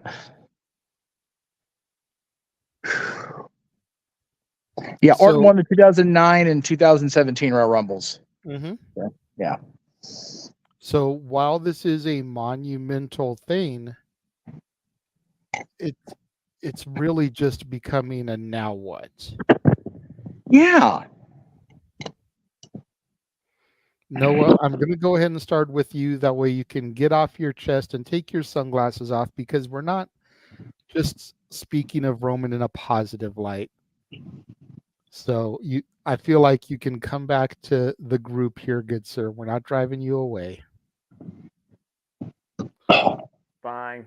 Go ahead and speak on the 1200 days, and at what point would you have pulled the trigger to end it? Because it's just, again, I feel very Harvey Dent here. I love the fact that we have a championship run that's going a distance, that's making the belt mean something, but at the same time, nobody's ever going to go on this run again. And you're just going to make any champion that comes after him for at least the next 5 years seem insignificant. I still say it should have ended at WrestleMania, because since then, the belt has basically been nothing more than an accessory in your local Mattel playset. As far as finishing the story goes, I understand the circumstances of the stage, but then I was pushing out, for your point, to MSG in July. They still didn't do it. I said, if family can't do it, why can't blood? I had to endure that live shit, that 30-minute sleeping car wreck where I didn't receive no goosebumps versus if I saw Kazuchika Okada or The Rock or MJF or Group or anybody not named Roman Reigns that night live at SummerSlam when Jey Uso didn't get the title because of Control-C, Control-V. Here's another member of the Bloodline coming in to defend this title on behalf of, quote-unquote, the Tribal Chief. I still say it should have ended at WrestleMania. At this point, though, who the fuck cares? At this point, it's just, okay, Roman Reigns is here. He's the guy that's going to show up and give you some sort of sequel with more of the same endings than the Fast and Furious franchise has done in the last 3 years, or the Halloween series, or Leprechaun series, or anything that has more than a double-digit series in its movie genre. Surprised Harry Potter doesn't have that. Each of those movies are 3 hours long. Because Harry Potter only had 7 books. Yeah, I know. So far, don't jinx it. Damn it. Anyway, yeah, at this point, I honestly just don't care anymore. It's one of those things that still drives me away from, believing in WWE and changing as a whole and evolving, because as soon as Roman Reigns on my screen, oh, Lord, here we go. We're going to get the promo. We're going to get the challenger. Someone's going to face him for the title. Insert person comes in with the run-in underneath a hoodie. Here comes Jacob Fatu. Here comes the long-lost son of Haku. Here comes Ava Rain. Here comes Toa Leone of AEW releases him. Here comes a reincarnated Umaga because they still want Umaga to live at some point. Blah, blah, blah. With Michael P.S. Hayes and Vince McMahon still working behind the scenes with Paul Heyman. At this point, I'm over it. I'm fucking over it. At the end of the day, Cody didn't finish the story. Forever, he'll be immortalized for that phrase on TikTok as a meme. Congratulations. At this point, I'm over it. I really don't have nothing more to say. They dropped the ball more than enough times to the point. I'm just going to call it verbatim kayfabe-wise because that's my fictional job here. So I acknowledge the fact that Roman Reigns is never going to be taken off the mountain as long as WWE uses him as a figurehead for branding. They dropped the ball at 39. They missed the shot at Madison Square Garden. 3 strikes, you're out. They fucked up at SummerSlam. Don't give 2 shits. Okay. Jeff? Yeah, I wanted to go first mainly because of the party, but to Noah's credit, we've all kind of danced around condemning this at this point, right? It's just unfortunate because when this started, 3 years ago, it was like, oh, they finally did it with Roman. They finally gave him something to really sink that big dog teeth into, and it's like now it's just like, oh, it hurts. It's hearing their reaction, watching SmackDown back, was heartbreaking. Because I've been a fan, and I've been acquainted with the family for so long. It's hard to see. Oh, that's a really ugly glare. Let's do this again. There we go. It's just terrible that the family's finally getting showcased in a way that storyline Rikishi was fighting for 23 years ago, right? And now it's just like, okay, we get it. You're the guy. But there's nobody that's going to ever be able to fill his shoes, ever, in modern WWE right now. It doesn't matter. It really doesn't matter now that they didn't have Cody finish the story at Mania or in the Garden. And the man that started the story with him, Jay, didn't beat him for the title either way. Everything from here on is going to feel less than. And if you talk about, again, I forever get shit for being a fan of Eric Bischoff and a fan of, his show. If you're not going to be different than, you will ultimately have to be better than, or you will suffer as being less than. That's what this reign feels like now. Everything past, I'll say either SummerSlam, or even I'll even go as far as with LA Knight and Saudi. Everything now is going to be like, okay, it happened. Cool. So when does he lose the title? Because they're not going to have somebody be champion for 4 years. It's not going to happen. No. And it's just unfortunate. There are so many talented people on this roster in WWE. We were actually talking about today. We were talking about my friends at this party at WrestleCon when they were out in LA this year, and meeting people like Bret Hart and Ted DiBiase and our buddy Sean Waltman and our buddy Mark Bagwell and Dallas Page, and the fact that the wife of the pair is just now really getting into her fandom this last year and a half, and they just finished the 97 Royal Rumble on the network, and they're watching both WWF and Nitro. So it's like, WWE's about to get so crazy with the Sting thing, right? And WWF's finally gonna start making noise again after being just beat down for a year. What happens when Roman drops the title? Everybody is going to be like, well, he's not going to be champion for 1,200 days. So if it happens at the Rumble with Randy, he'll probably lose it by Mania. If it happens at Mania with Cody, there's going to be one particular ginger who's going to be pissed. Because why rewind it back? If you're not going to do it here, why bother? That will legitimately piss me. That'll put me into a ginger snap rant. It'll be a thing. I swear to God. Whereas the Raw side of things, I'm looking forward to day one with Seth and Drew. Yeah, Drew turned heel. Yeah, because of the Roman thing. But I'm looking forward to that first week, because we're booked every friggin' day of that week now. Damn near. Yeah, other than Wednesday. TK, don't you dare, by the way. I got to sleep at some point that week, you asshole. But I won't. It's okay. But unless SmackDown really gives us something to about, I'll be happy just being producer boy on that night. And that's the sad part. It's supposed to be the A brand. It's on network television. And I could give a shit. And unfortunately with that, I have to bid adieu, because we're doing the White Elephant gift part of the show, or the party, and Santa Meach is on duty. So there you go. All right, then. Guys, I'll see you, let's see, today's Saturday. I'll see y'all Monday. Meet the Musings.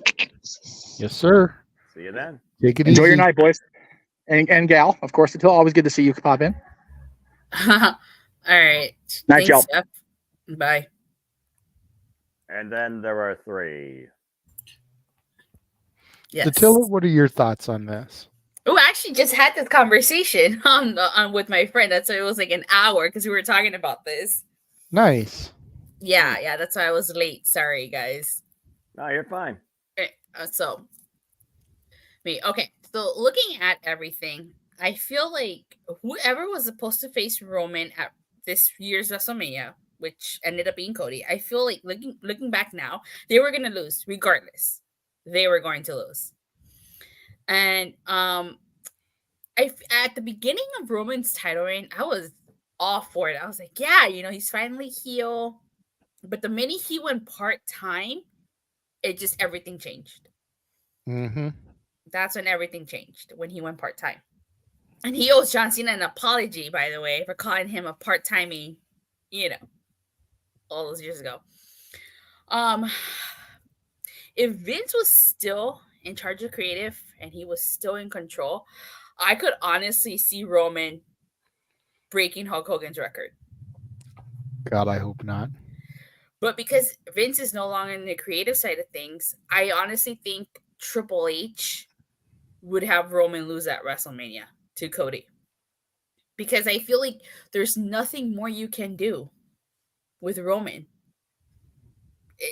At some point he has to lose that title. And I know you said that the title reigns after follows are going to be like hard to follow Roman. And yeah, it's going to be hard, but Roman with the title, it's the last remnants of Vince McMahon creative, and Roman needs to lose that title. It has to be at WrestleMania. It has to be. There's no ands or buts about it. Like, he needs to lose that title to Cody Rhodes. But if it's just about being the last remnants of Vince McMahon, why hasn't he lost it yet? Because it's not WrestleMania. Why would he lose it on a random episode of SmackDown? There's been SummerSlam. There's been other big pay-per-views that they could have done it at. True. Why does it have to be WrestleMania? Because it's the grandest stage of them all. So? Well, there have been plenty of title changes in history that haven't happened at WrestleMania, and they were still monumental. That's true. But I just feel like... Okay, if not WrestleMania, then I'll give you SummerSlam. But after SummerSlam, he needs to lose.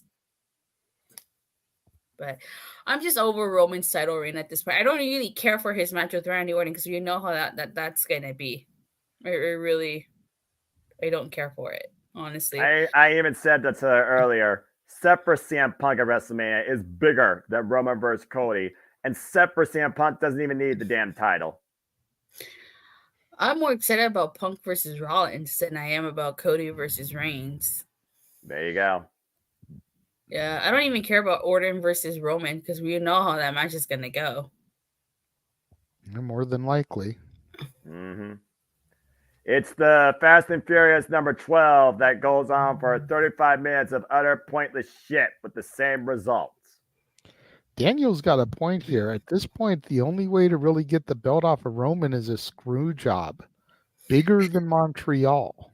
And then what, you're going to have Triple H go on television and be like, Roman screwed Roman. He has no sympathy whatsoever for Roman.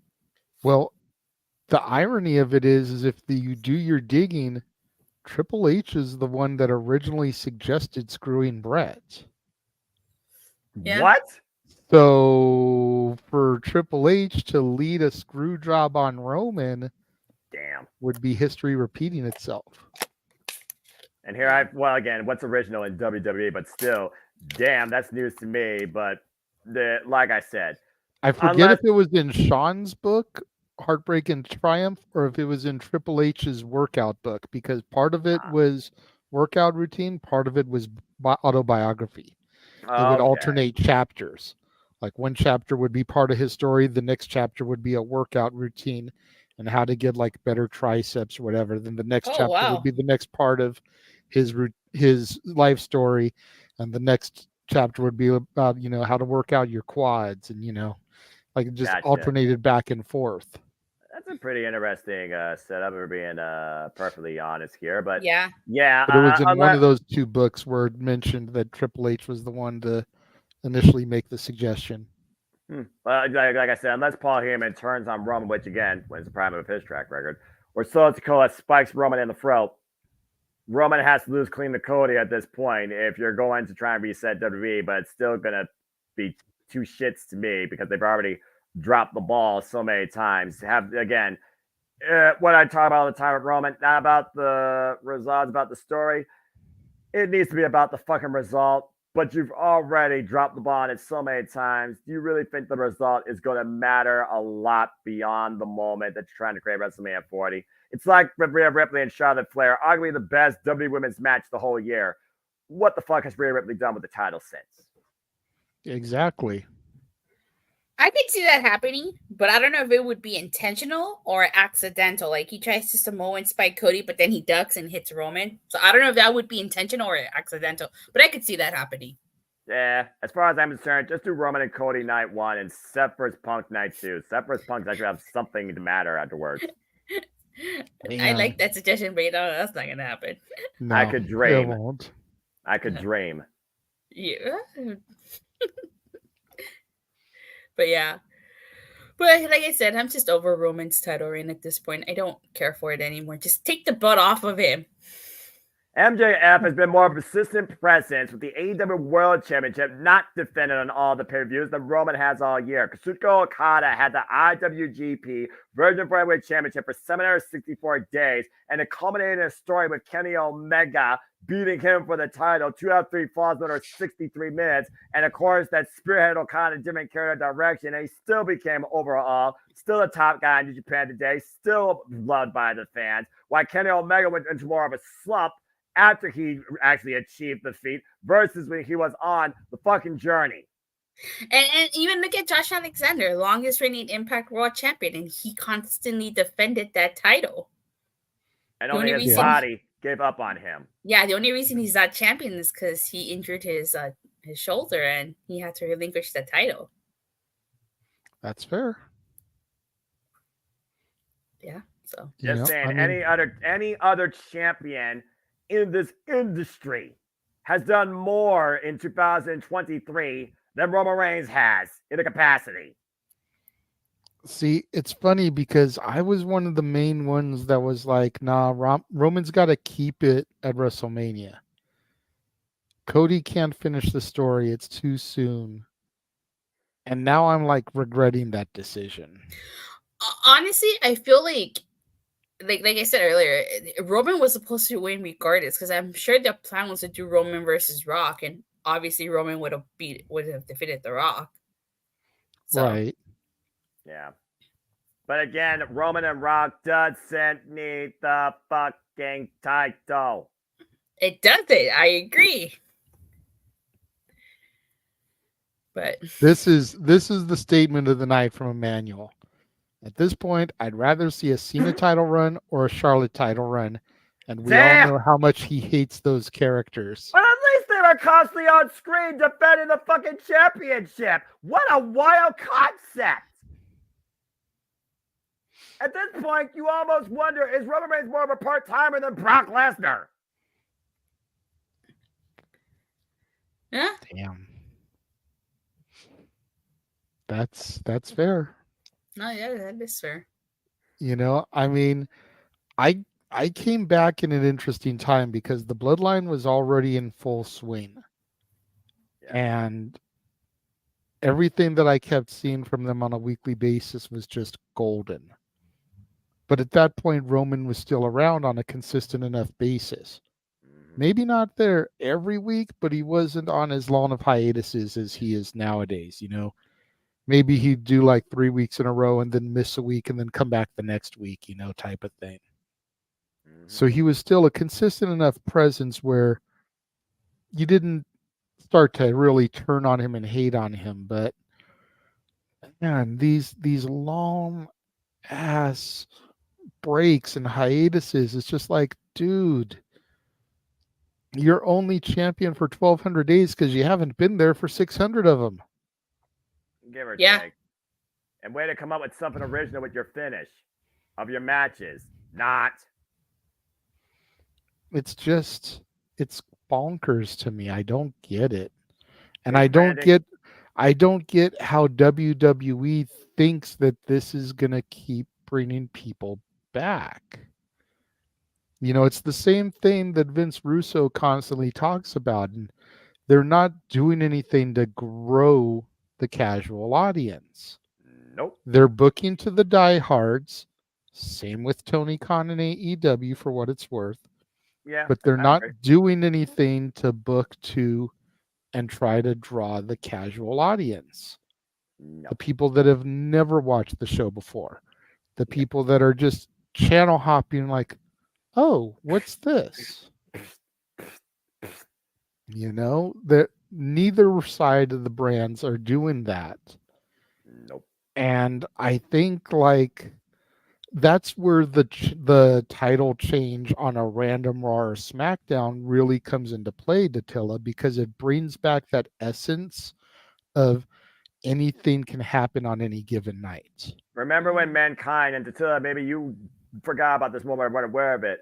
When Mankind won the WWF champion on a Monday Night Raw, that turned the tie between them and WCW. That was the final shot fired needed. Wasn't it because Tony Schiavone announced it on commentary?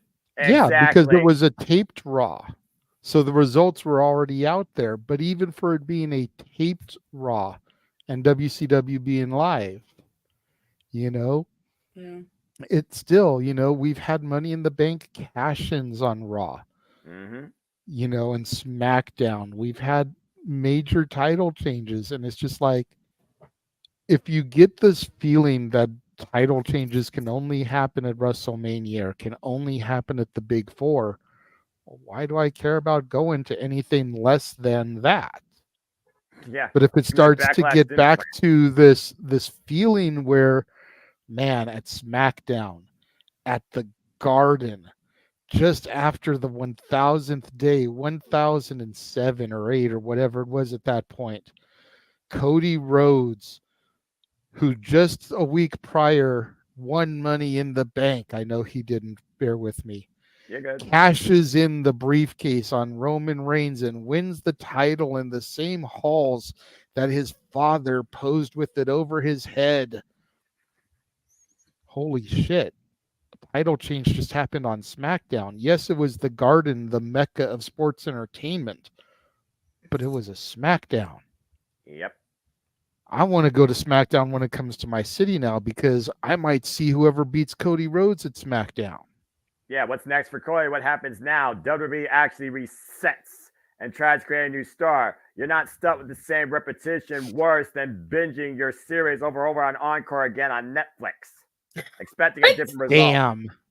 Orton's been out of action for 18 months and has had more matches than Roman's had in 1,200 days. Damn. And Seth has defended his title more than Roman has.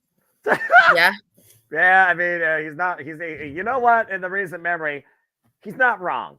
And again, Athena, we all thought it was going to be Billy Stark's moment, but in looking back at it now, it makes sense because one, Athena's been a persistent presence, defending the title, presenting the title, has been full-time in Ring of Honor. Two, Billy Starks continues to grow, had her first showcase moment. Three, the Women of Honor made history, main eventing freaking Final Battle for the first time ever. It is her first moment of many. Billy Stark's time will come. Respect was found. A bigger story, a bigger prize was won than the title. The brand is trusted by Athena to guide and evolve the women's division of Ring of Honor. Why Roman's just there to make sure that WWE continues to make money to their shareholders and advertisers versus grow their odds and actually do something original. Good point, Noah. Acknowledge that. It's a fair shit. assessment. Anyway. Fair assessment. Yes, I agree. I don't know. Something about last night when I saw that show was being held in Garland, Texas, and Athena was announced from Garland, Texas. I was like, uh-oh. She's not going to lose the title in her hometown. This isn't Vince McMahon booking. This is Tony Khan. I also realized that too after the predictions were final. So kind of kicking myself in the ass right now, being perfectly honest with you. And again, what a fucking match. What a show. Anyway, what's this? I was someone expected to have it. I mean, yeah, in the past, I've literally seen look, we're focusing on the World Championship, right? World Championships, not X Division, not Intercontinental, International, not something less than the actual main title of the freaking company or brand. We've seen this on countless occasions, and you want that wow factor sometimes on fucking television because it will draw people in on the cheapest expense. Think about how the audience is reached out on a freaking basis. What's easier to try and draw people in? Free stream television on cable or satellite, if fucking people still use that, or some streaming service, or buying a fucking paper expecting some different result after $60, even watching on cheap-ass Peacock. You know, now that you mention it, I remember AJ Styles did defeat what's his face, Jinder Mahal on a taped SmackDown. Exactly. Yeah. To end arguably the worst reign of all time. We don't need to talk about Jinder's reign. No, we don't. We don't talk about Jinder. We don't talk about. We already mentioned it earlier. We already mentioned it earlier. This is actually the second time it's been mentioned tonight, Datilla, because we talked about how Jinder's reign is more remembered than Dolph Ziggler's reign. Why is that a fact? Fuck me. I had to live for that. Yeah, that's a fact. That's a sad fact, Datilla. Let's just call it what it is. The sad fucking fact. God. I mean, how many times did the freaking women's championship change on Monday Night Raw between Sasha Banks and Charlotte Flair? Oh, don't remind me of that. Too late. I was there for one of those title changes. I'm sorry. I went to that Raw. You also So went to the Raw. I'm not trying to remember you also that. Went to the Raw. You also went to the Raw after Mania this year. So there you go. I'm trying to forget that I went to the Raw after Mania. That was the worst. I still maintain that's the worst show I've ever been to. My very first Raw. My very first Raw was the Raw after Mania 2. Oh. JJ froze. JJ went re-roll. Yeah. You're going re-roll. Oh, damn. We were doing so well. All right, try it again. Let's refresh. Take two. While he's refreshing, my very first show was actually a week before Eddie Guerrero's death. Damn. It was a taped SmackDown. I went Sunday, October 30th, 2005. All right. Well, while he refreshes, my first non-house show / event was, oh my Lord, what was it? It was, I think it was Monday Night Raw, Little Caesars Arena on the road to WrestleMania 34 when you freaking had Kurt Angle's General Manager. Got to say you suck live. Better than Kurt Angle. That's always the moment I'll take.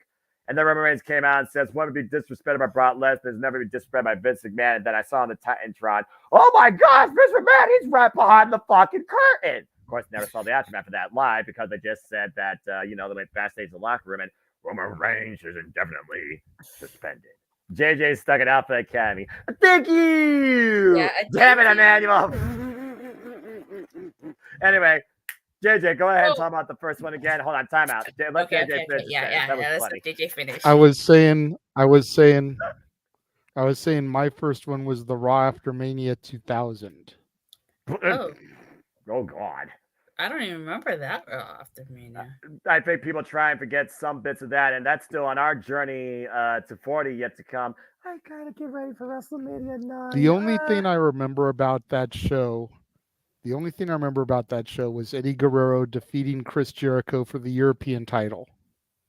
They really need to bring that title back, in my opinion, in some capacity. I'm just saying. I know maybe you could say they're trying to do that with the NXT North American Championship, not won by Dragon Lee. That was definitely a what the fuck moment. But again, Wesley, audible call, can't finish the story. Waited out for 9 months, unlike Roman Reigns, who defends the title even less time than that. Oh, sorry, not sorry.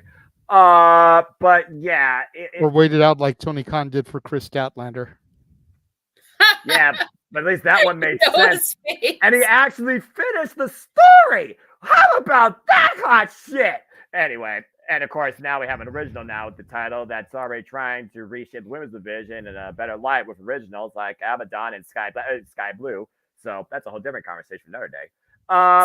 But yeah, the bottom line, acknowledge the rest of the industry when it comes to every champion being more freaking available and freaking actually on screen and freaking presenting, defending the title that Roman Reigns has for the last damn year. So speaking of title changes happening on Raw and SmackDown, so do you think that means the Creed brothers would defeat Judgment Day on Raw, or they're going to hold off on that? I'm hoping so. I am hoping that both the Creeds and KC Squared take the titles on Raw. KC Squared again. KC Squared. That's funny. That's funny. But hey, I even said this to Tilla. I said this to JJ. You know what, JJ? First off, get rid of the blueberry cherry straps. Give me some real, actual championships. Just saying. As far as the women's tag ones is what it is, they're okay.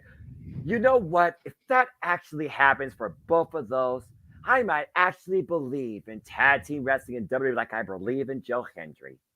That's a stretch. That's funny. I mean, even if my NXT is representing properly on Raw, I don't think we're going to get Tilla to go back to watching NXT. So, no. You know, I have to say, I was really impressed by Carmelo Hayes. I've always heard so much good things about him. It was the first time I see him in action. I was really impressed. On SmackDown? Yeah. Mello is good. Mello rarely misses too, and again, Mello's I the don't. future. I don't watch the NXT, but I can say I think JJ's NXT PLEs this year have done fairly well versus what I've seen in the past. And some of his NXT PLEs I will rival up against the WWE main level of PLEs that I've seen all year. Again, Deadline was a very phenomenal show despite the steel cage spots I still have. So again, if you don't watch nothing else, check out the NXT PLEs and then judge them for yourself. I'll think about it. I know JJ would be very happy. I mean, there's a reason. Go ahead.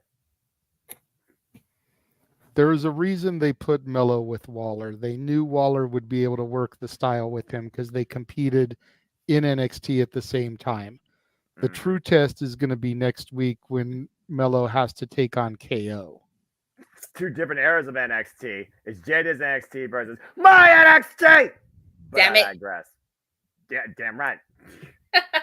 Mello better watch himself. Seems like KO has turned into Cowboy Bob Orton with that cast. So hey! Look, the cast is not a weapon. The cast is there for Kevin Owens' limb protection. If it becomes part of the match, so why did Cowboy Bob Orton have his cast for like Brody King does the same? Years?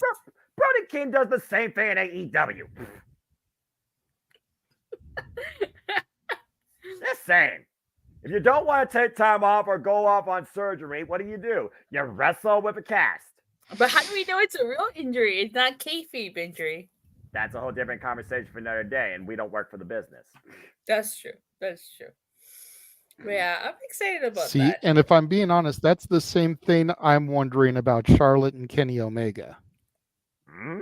Well, Charlotte, it's WWE said on commentary, and WWE released a statement saying that Charlotte is going to be out for 9 months. Right, and Tony Khan so far could all just be an angle. A 9-month angle? I mean, it wouldn't be the first time they've done an injury angle, but again, I can't recall last time Charlotte Flair sustained a major injury. 9 months puts her out from WrestleMania and potentially SummerSlam, arguably the two biggest shows of WWE's calendar year. Yeah, she's not going to come back till when Cena went. Oh, sorry.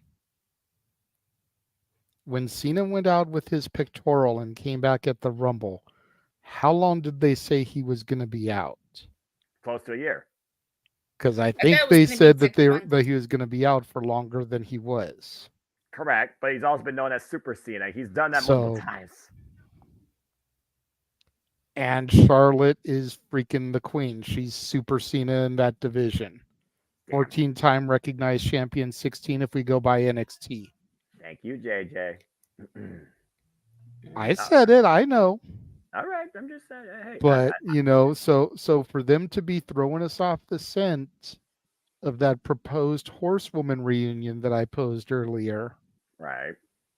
I'm just saying. And then with Omega, with the reveal of the Devil looming, with the possibility that we were kicking around yesterday during Final Battle of it completely going higher power and being Tony Khan, Adam Page, Kenny Omega, Matt, and Nick Jackson. I'm gonna lose my shit. Even as just a haha. Throw us off the scent. Kenny Omega's in a hospital just like Adam Cole is, but everyone swears Adam Cole's the devil. Yes. I'm just saying. Britt getting It fined. could all just be to throw us off the scent with the reveal looming. The red tape, Britt being fined because of social media conduct, the fact that she hasn't had promo or screen time since AEW All In. I hear you, but seeing is believing. I don't assume or speculate. I'm just going to wait and see the actual assault in front of me. But again, I just love the fact that there is that sense of unpredictability in these tournaments and in these angles. The devil you know, but the devil you don't. Who attacked Carmel? Who wins the United States Championship North Tennis Tournament? Who takes the Continental Classic? Is the inevitable MJF loses the title at World's End? And Samoa Joe finally feasts on the richest prize in all elite wrestling heading into the new year right before it begins. A lot of suspension of disbelief, and I'm looking very forward to all of it. But what I was gonna say is to go what JJ was saying. I was gonna quote who is it? Fred Jones from A Pup Named Scooby Doo. It's a red herring. Red herring. Red herring. I understand that. Once we lad, I once watched that show. Yes, JJ. How do we know that he was in a legitimate hospital? We don't. Britt Baker is a dentist. It could have just been one of her office rooms. That's possible. You move the chair or the freaking bed close to the wall. Again, just very exactly. Very you just do a little bit of reconstructing. Britt works for the company. It could have very easily been Dr. Darlene. That's all I'm saying. Don Callis and Tony Schiavone was in it all along. And the two can't stand each other. Forget Tony Schiavone. Tony's brilliant. I guess we'll find out. I would assume we'll find out at World's End. I don't know where else you would do it because all you got coming up right now is Holiday Bash and New Year's Smash. Those are just standard Dynamite Rampages and now Collision. As next week is Holiday Bash week for AEW across the board. Yeah. Well, I guess this week now on the East Coast because now it's officially Sunday, and you know what that means. Well, you're the only one on the East Coast. I'm about to say I'm on the East. You guys are on West. So while you got Snoop Dogg, I had Eminem. So there you go. Anyway, you're funny, Noah. I don't try to be. I just be me. Simple as that. The bottom line, though, Roman Reigns, get the fuck off my screen with that damn title. And WWE actually give me something new and original. Maybe I'll actually start watching Raw and SmackDown again. Well, if Noah starts watching Raw and SmackDown, I guess I gotta watch NXT. Yeah, cut that. You heard that. You heard that, JJ. Cut that, James. It's official. Ladies and gentlemen. I did, but that means that you've got to watch Raw and SmackDown. Yeah, but again, will that happen? Find out next time on Dragon Ball Z. Tune in next week as to see if Noah watches Raw and SmackDown. And someone put the black screen up with our little window and have the to be continued ... like the end of every Pokemon episode in existence. Yeah. Yep. Yeah, because I'm just gonna say it right now. Even though hell has frozen over a couple of times in the industry, JJ Dattila chat, me regularly watching WWE Weekly. That's a cold day in hell. Another cold day in hell? Hey, hell froze over. CM Punk came back. That's the T-shirt. Yeah. Fair enough, but I don't market myself. We'll see. Yeah, we will. We will. We certainly will. And then we'll also see if JJ finally ends up believing in Joe Herman when he starts reviewing TNA. Yeah, right. We all just have a freaking epiphany, and all of a sudden, the whole world comes together. We all watch WWE regularly through the weeks on a weekly basis, and JJ, for the love of wrestling, includes TNA, and he actually believes in Joe Hendry. I know. We're literally. Noah is gonna watch Raw and SmackDown. I'm gonna watch NXT, and JJ's probably gonna believe in Joe Henry. Yeah, that'd be like me learning how to freaking drive and starting to drink on a regular basis. Previously on Yu-Gi-Oh! I was watching Yu-Gi-Oh! The other day. Now, there is no Yu-Gi-Oh! All right. Again, I love the fact that it had a definitive ending. But the other stuff, you had GX, you had 5Ds, you had Zexal, you had No. I'm talking about the classic Yu-Gi-Oh. I saw the Good. finale, Yu-Gi versus Yami. Yeah, well, no, it was King of Tem, actually, as we learned his name was King here. of Tem, if you want to get specific. It's on Tubi. I was watching it on Tubi. Hey, Tubi actually has some good content. I mean, Kolyoko is one of the only animes I know that actually had an ending, only 92 episodes, and it way too soon. I used to watch Kolyoko. Hey, there you go. All right, we're going. Okay. Yeah. So welcome everybody to the Anime Corner. I'm your host, Semino Foster. With me here is my mighty morphin friend Attila. So yeah, Kolyoko 92 and together episodes. we're Nola. We're Nola. We took over the JMN Multiverse of Media. Oh no. Yes. Oh god. And freaking Kolyoko. Look. He says he remembers Kolyoko too. Hey, good man, eh? Yeah, Ulrich was always my guy. I mean, again, that was always such a unique show. It's such a very melodramatic background though, with them in the freaking boarding school and then preventing the world being taken over by some sort of super virus. How did the show end? I didn't see the finale. So it was it was a long time ago, back when Toonami was actually watchable. Geez, that was early 2000s, 93 episodes. They came together, talk about the moments, and then they all went down there and shut down that machine once and for all. I think I only saw the first season of Kolyoko. The first season? The Tilla? Yeah, I think. Come on, you missed Anita coming, being brought into actual, materialization. And okay, now all right. I was going to ask you. This is going way off the rails here. Did you ever watch Card Captors? It's a mystical adventure. Card Captors. Each card possesses a power of its own. I think I did. There are so many damn shows based off digital type duels and monsters. I never got into Digimon, digital monsters. Digimon. See, I was a Digimon guy. I was a Digimon guy versus Pokemon. I was Pokemon. I like Pokemon. Yeah, Pokemon's overrated. After the first 151 Pokemon, I was like, I'm done. I can't believe you just got Pokemon overrated. Do you realize how long it took Ash to become a fucking Pokemon? JJ, please end the show. I agree with something. The first Yu-Gi-Oh is a classic. Yeah, the first, Pegasus and Karma Boy. The dueling monsters. It's seriously, boy. What's happening here? You tell me.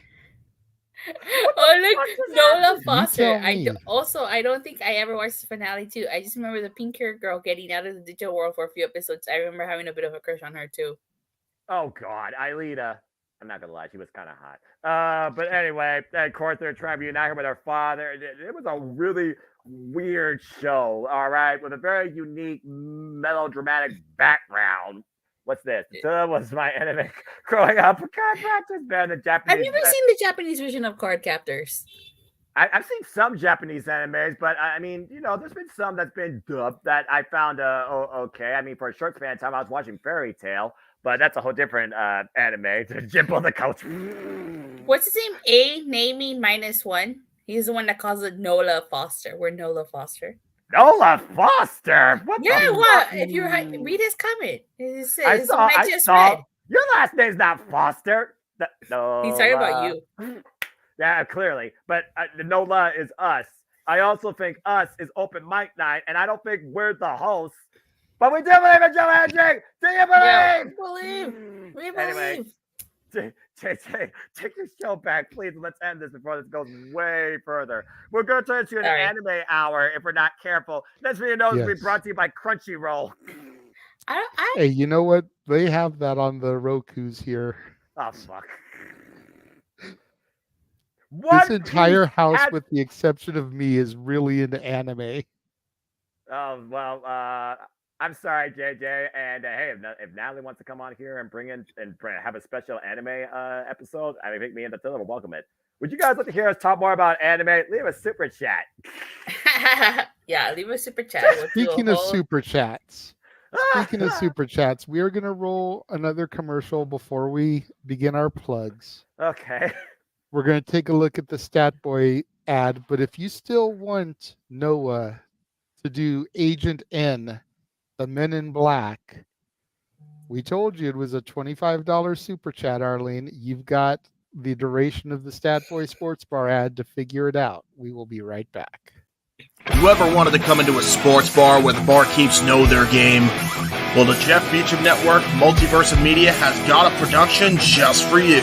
Sit down and relax as the Stat Boy and his partner break down the statistics in all things sports. Whether it's football, basketball, motorsports, baseball, hockey, soccer, professional wrestling, mixed martial arts, boxing,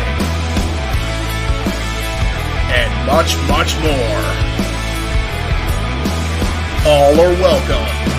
Your barkeeps here keep you up to date and in the know of everything going on in sports, while also having a pleasant conversation about it all. Your host and owner of the bar, Stat Boy Mike.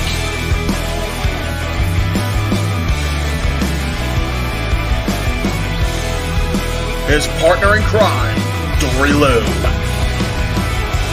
And a host of other guests coming in. The food's hot, the seats are warm, the drinks are ice cold, and the sports talk is plentiful.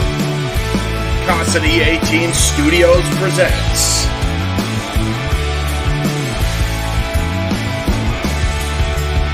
Stat Boy Sports Bar. Take a bar stool and enjoy the show.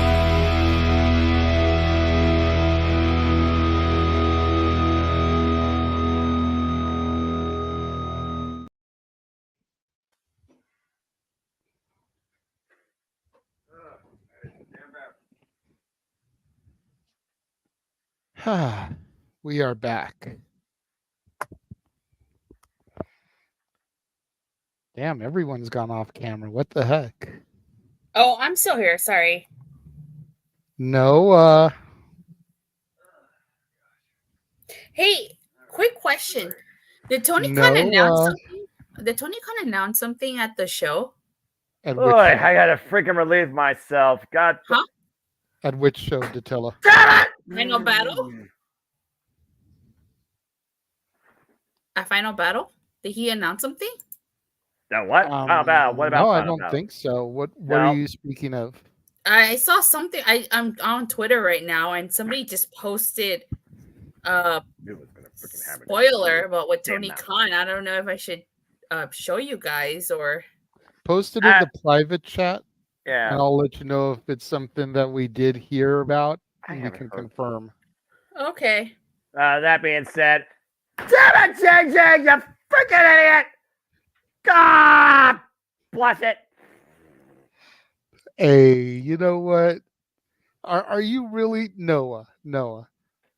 Are you really going to deprive your biggest fan, Arlene? Things I do for friends at the expense of my identity. Let me. Okay. Did you get it? I sent it in the chat. In the hell, this sounds like I haven't heard this song in years. I just no, he did not announce that at Final Battle. Somebody just posted it on. They posted it about at 8:34. I guess they're at They the may be doing Ring of Honor tapings tonight during Collision, so they may have announced it there. Oh, yeah. They. I just saw it. Literally, just saw it right now. As you were on commercial, I went on X. Mm-hmm. So I just thought I'd share it with you guys. Yeah, I mean that's news. We will go ahead and share that really quickly. Give me 1 second. I'm going to save the images. Let me see if I can find a clearer image. Well, no, I mean it's okay. We don't want to waste too much time. Oh, Noah's okay. probably already trying to research the words so that he doesn't botch this that he's now been obligated to do. But yes, breaking news. Here's another one. I'm Somebody posted loading a it. video. Sorry. Noah, are you paying attention to this? Breaking news. Apparently, Tony Khan announced, I'm assuming it was at the Ring of Honor tapings tonight after Collision, a Ring of Honor women's Television Championship. What? Someone posted the video too. What the hell, Tony Khan? Are you thinking? Another title, but this time for the what? Okay. This is becoming the NWA. This is becoming I annoying. will say this. I will say this. A lot of people were thinking that Final Battle might have been the final battle. That Yeah. Ring of Honor may not continue post that. Clearly, I think this is a sign that it's going to continue going forward. Yeah, and apparently Otherwise, he's there'd be no need to announce this title. And with as close as Billy Starks came last night. Yeah, I put Billy Starks at the forefront for that title. She deserves it. All right. Well, that's certainly something. And of course, I continue watching Ring of Honor on a weekly basis. So I imagine I'll learn about it this coming Thursday. And a freaking, again, we talk about the depth of the women in AEW. There's a deeper depth in Ring of Honor that includes some of the talent that was usually on AEW. Like you said, Tyler Valkyrie just joined the fray. We just saw Nyla Rose. They bring in people all the time like Bert Vixen. There is Diamante. There is Mercedes Martinez. Billy Starks. I don't see Athena become a double champ. That would It said that this would probably air on the December 21st episode. Yeah, like a bunch of people posted it. So yeah, he announced it. He announced it at today's tapings. You think about it, that's been in Ring of Honor in some capacity, even if they've been in and out of AEW. Again, Sky Blue, Carol Hogan, Will Nightingale, Yuka Sagasaki, Lady Frost, the Renegade Twins, Robin and Charlotte Renegade, Trish Adora, and of course, Maria Kanellis right now managing legit Layla Hirsch, it seems, for the time being. And you got Rachel Ellering. There's a lot of depth to this women's division right here where a lot of very promising people could take that title. But at this point, Nyla Rose, Taya Valkyrie, Lady Frost, Billy Starks, I wonder if he's going to do a tournament. Or I wonder if he's going to do a Survivor of the Fittest, actually. That would be a first. Women's Survivor of the Fittest. 6 women qualify and compete for this championship. And what we saw in that elimination match with Donna Castle was the funniest thing I've ever seen in my life. I'm excited for this. I'm intrigued for this, actually. And if a brand's going to have a television title, Ring of Honor might be the right one to have it with what they're doing with it. I'm curious, though, especially with Kyle Fletcher winning the television one. What if Sky Blue wins this one? Or should I say Sky Black? But anyway. Dark blue. Dark blue. Yeah, but dark blue, I like that. As far as we know, it seems, allegedly. Joining us now, hot off the heels of his own watch-along, Walter's in the house. Hi, Walter. Hi, Walter. Hey, how you guys doing? Doing all right. We talked about anime for 35 minutes and literally took over the show, and now we're talking about apparently women's television championship now is officially becoming part of Ring of Honor. That's awesome. But you know, it's awesome to say that. I heard you saying that Sky Blue. It'd be nice to see her winning that, but we'll see what they do. Another title though, like AEW has enough of them. If you keep ROH a separate brand, it would make sense. But you're gonna keep mixing and mingling and showing them every Dynamite and every Rampage and everything else, and that title is just it's too much right now. You got too many titles. It's hard to even keep track of who's champions. Yep, absolutely. Again, it's all about brand definition. And I do wonder, with Ring of Honor presenting the last pay-per-view, JJ, with Honor Club, you wonder if this television title is also part of what we talk about. It seems like future direction that Tony Khan is trying to take with AEW and Ring of Honor as a whole. And you also wonder if that has something to do with the fact that he maybe did put Ring of Honor on television and kept it to the streaming service for now. Is there still a chance that Ring of Honor and AEW could still be coexisting on a standalone streaming service? And is that something to come? And was this soft pilot of the Honor Club presented pay-per-view, which I happily enjoyed and budgetedly we're grateful for too, it's just maybe like a tease of it or the start of it? Quite possibly. Yeah, I wasn't aware if you guys knew that. That's why I asked if Tony Khan had announced anything. No. I wasn't sure if he did. That's why. Oh. No, So that's why it was good that you did it in a DM. That way we could break the news. Yeah. Okay. Yeah. And again, right now, you look at the women in AEW and Ring of Honor. You have the depth of the Ring of Honor Women's Division with the focus now on this brand new championship. Someone can forge the legacy. Someone's going to be the first. On AEW, though, for the World Championship, you got Rico, you got Mariah May, you got Tony Storm, you got Saraya possibly back in the fray. And for the TBS Championship, you got Julia Hart, you got friggin' Abaddon, and you got Sky, Blue, Black, Dark Sky, whatever the hell you want to call it. And you just saw the women's grudge feud with a street fight that was downright ridiculous. Fucking loved it. They seem to be doing more right now lately with the women, and it's really great to see just in a matter of perspective and presentation. I just hope it keeps up. But again, the Ring of Honor Television Championship for the women. Interesting. To me, as long as it leads to the women getting booked better and more opportunities, I'm okay with it. Same, absolutely. But if this isn't going to change anything, then why should I care? Another person with a belt around their waist. Exactly. Well, I guess if nothing else, she'll be on screen more than one champion we've been talking about all night. Anyway. As long as you don't treat it like WWE treats the women's tag title. That's the only title you want to talk about? I wasn't talking about that one, dude. No, I'm saying as long as they don't treat this title like that one, I'll be okay. Yeah, that's fair. I guarantee you it won't be thrown in a dumpster. Well, go ahead. Sorry. You know what? Chelsea Green and Piper Niven have been doing great things with the women's tag title. They've really tried to make it something worth seeing, worth fighting for again. And I feel like if KC Squared takes it on Monday, it's just going to be the next step in that evolution. Katana Chance and Kaden Carter, the longest reigning NXT women's tag team champions. Correct. For a reason. Yes, they're going to have to step their game up on the big brands. But being able to bounce around from brand to brand and defend those titles, they're going to be able to seek out some good competition. Yeah, again, like I said, I might actually believe in tag team wrestling for the men and women if both your NXT teams achieve that feat. And also, I no longer look at an ugly blueberry and cherry strap. You give me some real championships for the men.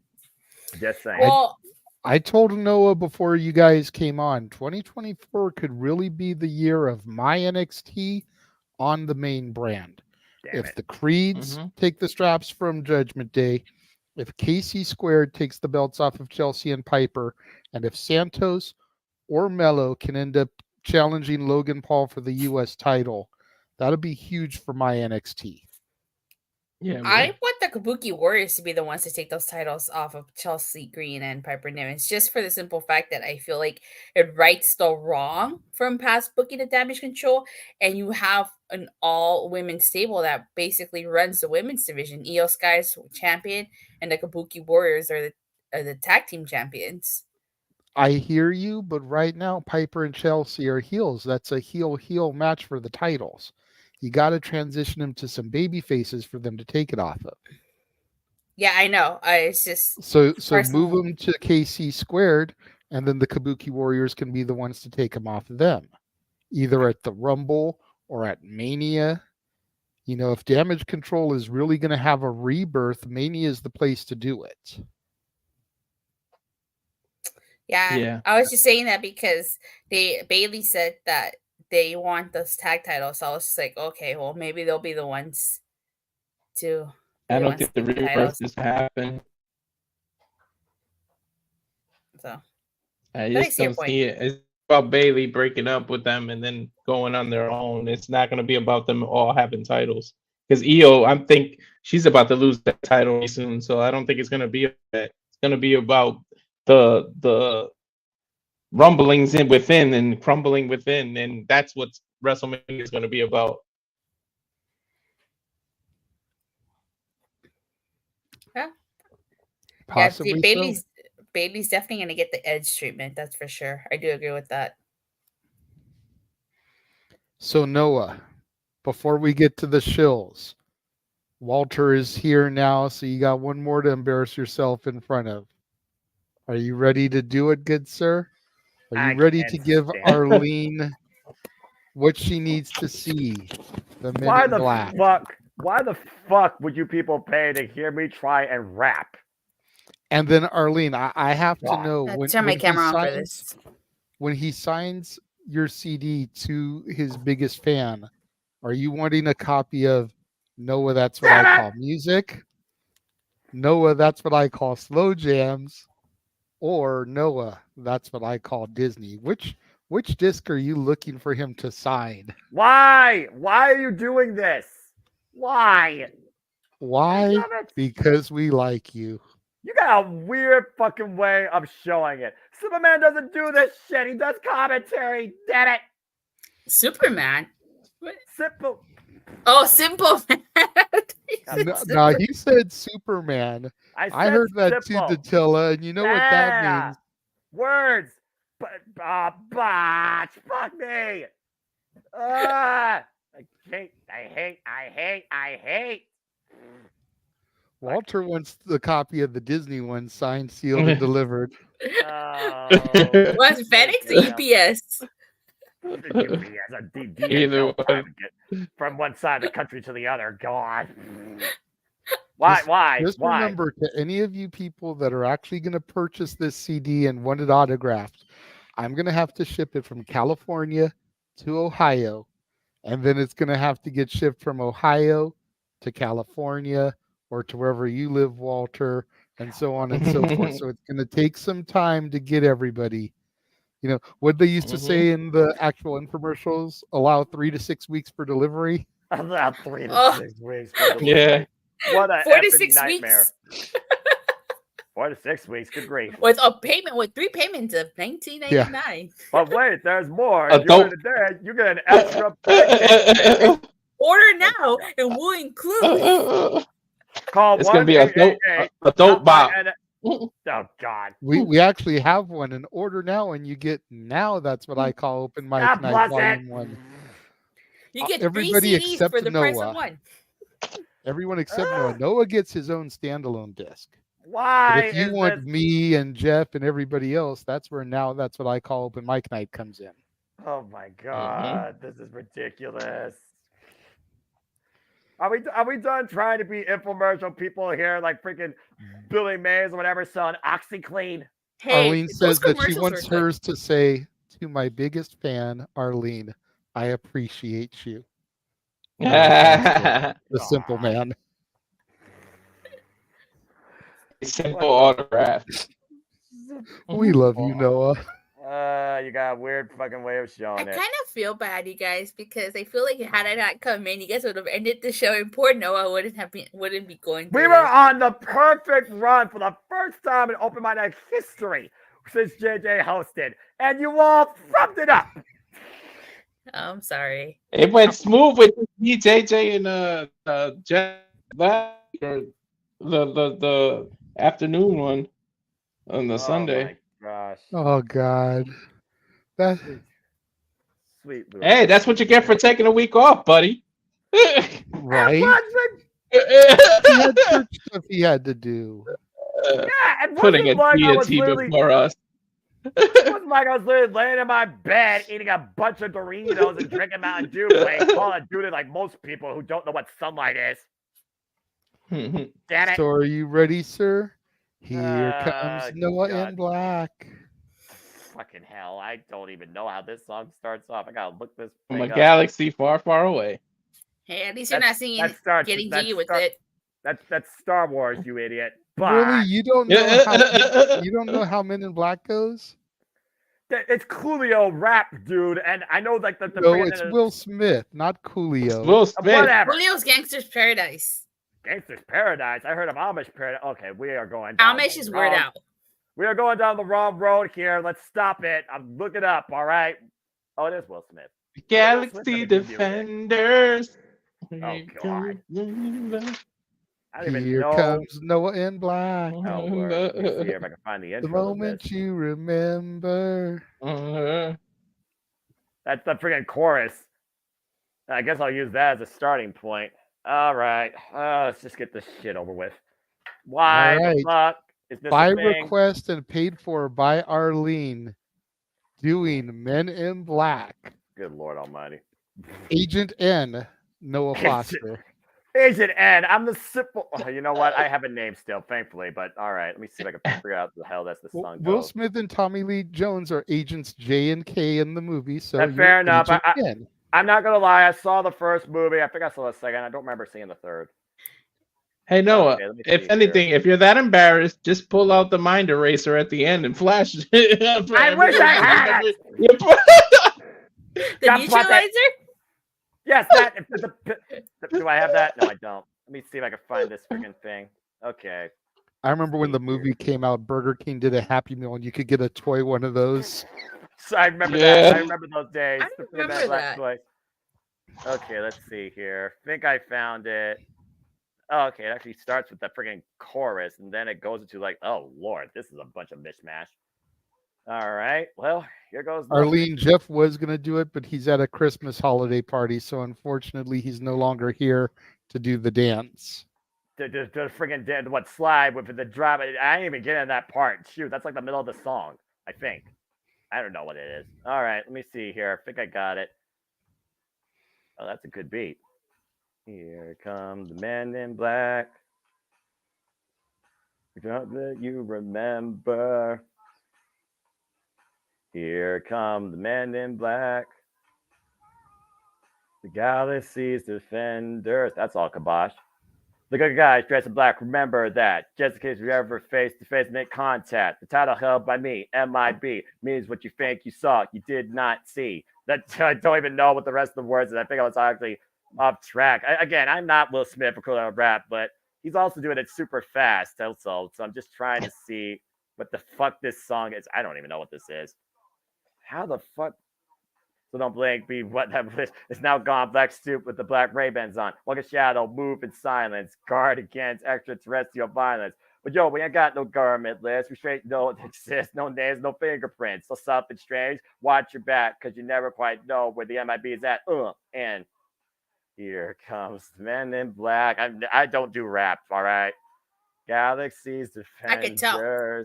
Yeah, seriously, this is fucked up. Here comes the men in black. This is gonna never be seeing light of day. They won't let you remember.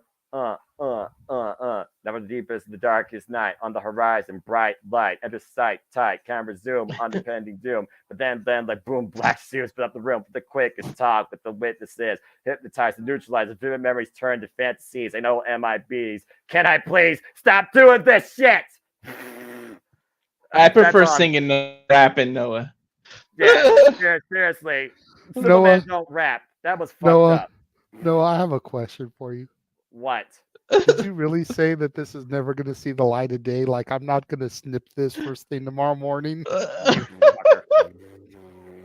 Stick to rapping gifts, Noah. I don't rap. Rap is whack. You all are freaking... You know what? Fuck it. End this shit already. Hey, I was doing the dance in the background. That just wasn't high enough for the camera. I'm sure you were. I'm sure you freaking were. Honestly, Emmanuel, to answer your question seriously, and we can go around the horn here. I think I'd rather see Santa Jeff singing. I mean, me too. Holiday, so Just so you know, Emmanuel, and you too, Datella, because I don't know if you're here for that. Emmanuel asked for Santa Meacham singing Last Christmas. I think we got to get him doing it as Santa, like regular Jeff. Regular Jeff sings karaoke all year long. I think Wham Santa version? Meach, no music behind it, so no one gets sent to Wham Holla. But yes, like Wham. God. I think it's got to be Santa Jeff. Like, I think that's too perfect for Christmas. Agree or disagree, y'all? I agree. I agree. It wouldn't be the same if it wasn't. Do you want regular Jeff or Santa Jeff to sing Last Christmas by Wham? God. Santa Jeff. Okay, it's unanimous. It's unanimous, Daniel. It's got to be Santa Meach. And like I said, because it'll be regular Jeff on the panel, like always, we'll videotape his so that it can be thrown in with everything next week. Okay. Sounds fair If enough. you still super chatted, Emmanuel, you got to super chat for it That's first. So yeah, even the worst things ever on this network, including that rap shit with a freaking chorus line to the damn dancing didn't sound like rap, just sound like freaking steps. Walk with me and talk with me. The fuck, Will Smith, were you on in this freaking crap? I'm surprised you weren't rejected by the Academy Awards. It is. This shit. Isn't the first of it just slide with me? Just slide with me. Just slide with me. Come on, let me see it. Just slide with me. Just slide. With me. That's all he repeats this over and over. Then he changes the bounce. Let me see you. Just bounce with me. Just bounce with me. Fuck this song. Let me see you work the neck with me. I remember it. Then make your neck work. Now freeze. Cha-cha slide is better than that. Oh fuck. He said, "Let's talk about the return of AJ Styles." He didn't I could make actually him do get anything. behind that. well, no, that's the You mean 25 AJ for the scening. Oh. But then he also wants to talk about that. So Well, I mean, you know, it's kind of like a sub. I'll save it for next week. Noah's so traumatized every time he sees a super chat. You mean The problem AJ with saving it- Brickhouse? the problem with saving it for next week, Noah, is that with it being karaoke again, we may not have an opportunity to get topics in. And then the That's following true. week is New Year's Eve. Next week's karaoke. Fuck my life. All Yes, it right, is. let's talk about it. Let's talk about AJ Styles before we actually get out here tonight. I mean, AJ looked, excuse the pun, phenomenal. He looked jacked. AJ Styles, the house that God built. That's right. Yeah, I'll give you that. Fuck it, I'll go with the gimmick tonight. I'm curious about him attacking LA Knight and the reasoning behind it. But yeah. I don't know. Is this like a full-blown heel turn? Is this just a program he's starting with LA Knight? Because he didn't do anything to Randy. So is he like neutral? Is he heel? Is he face? Does he just want to do something with LA Knight? Like, I'm curious to see where it goes from here. Well, he Well, hasn't LA faced, Knight he hasn't faced the tribal chief, for what it's worth. So, and also he beat Randy Orton at WrestleMania 35, and then you got LA Knight, who basically has been put literally in the back seat behind these two front men now in the crosshairs of Roman Reigns. So, I guess time will tell, but who knows? You might soon enough forget about it. May I say something? Yeah, go for it. So I'm speculating that the reason why AJ Styles attacked LA Knight, didn't LA Knight, didn't he take AJ Styles' place in everything? Because AJ Styles was supposed to be the one that was supposed to fight Roman. AJ Styles was supposed to be, I think, in that tag match, but LA Knight, took his spot and everything because AJ Styles got taken out. So I'm assuming that's one of the reasons, or the reason why he. That's went possible. after I don't remember that. Yeah, he was taken out backstage with a splash because, again, I cover the PLEs with you. I gotta be aware of the freaking history, like Michael Cole does all the time. He was taken out by Solo Sikoa and Jimmy Uso, and it ended up being Solo Sikoa and Jimmy Uso versus John Cena and LA Knight, which, of course, John Cena and LA Knight won, and that was at WWE Fastlane. That's right. Okay, I remember that now. You remember the whole point was that they took out AJ Styles, so who was going to tag with Cena now? Because it was supposed to be John Cena and AJ Styles. So LA Knight, basically replaced AJ and everything. That title match was supposed to be AJ's, but LA Knight took his place. At the moment at Crown Jewel instead. I think the two of us on point here. I think Crown Jewel's original plans probably was AJ Styles and Roman Reigns, because it hasn't been done yet since these evolution of Roman Reigns. Yeah, so it makes sense now. And then plus with the return of CM Punk and the return of Orton as faces, it makes sense to not bring AJ back as a full-blown babyface. Like, let him be neutral or a heel, because they're already going to have the spotlight as faces. Let somebody big become a heel now. You don't want to compete with Punk and Orton right now. True. Yeah, they have too many baby faces, so like he said, he needed a heel.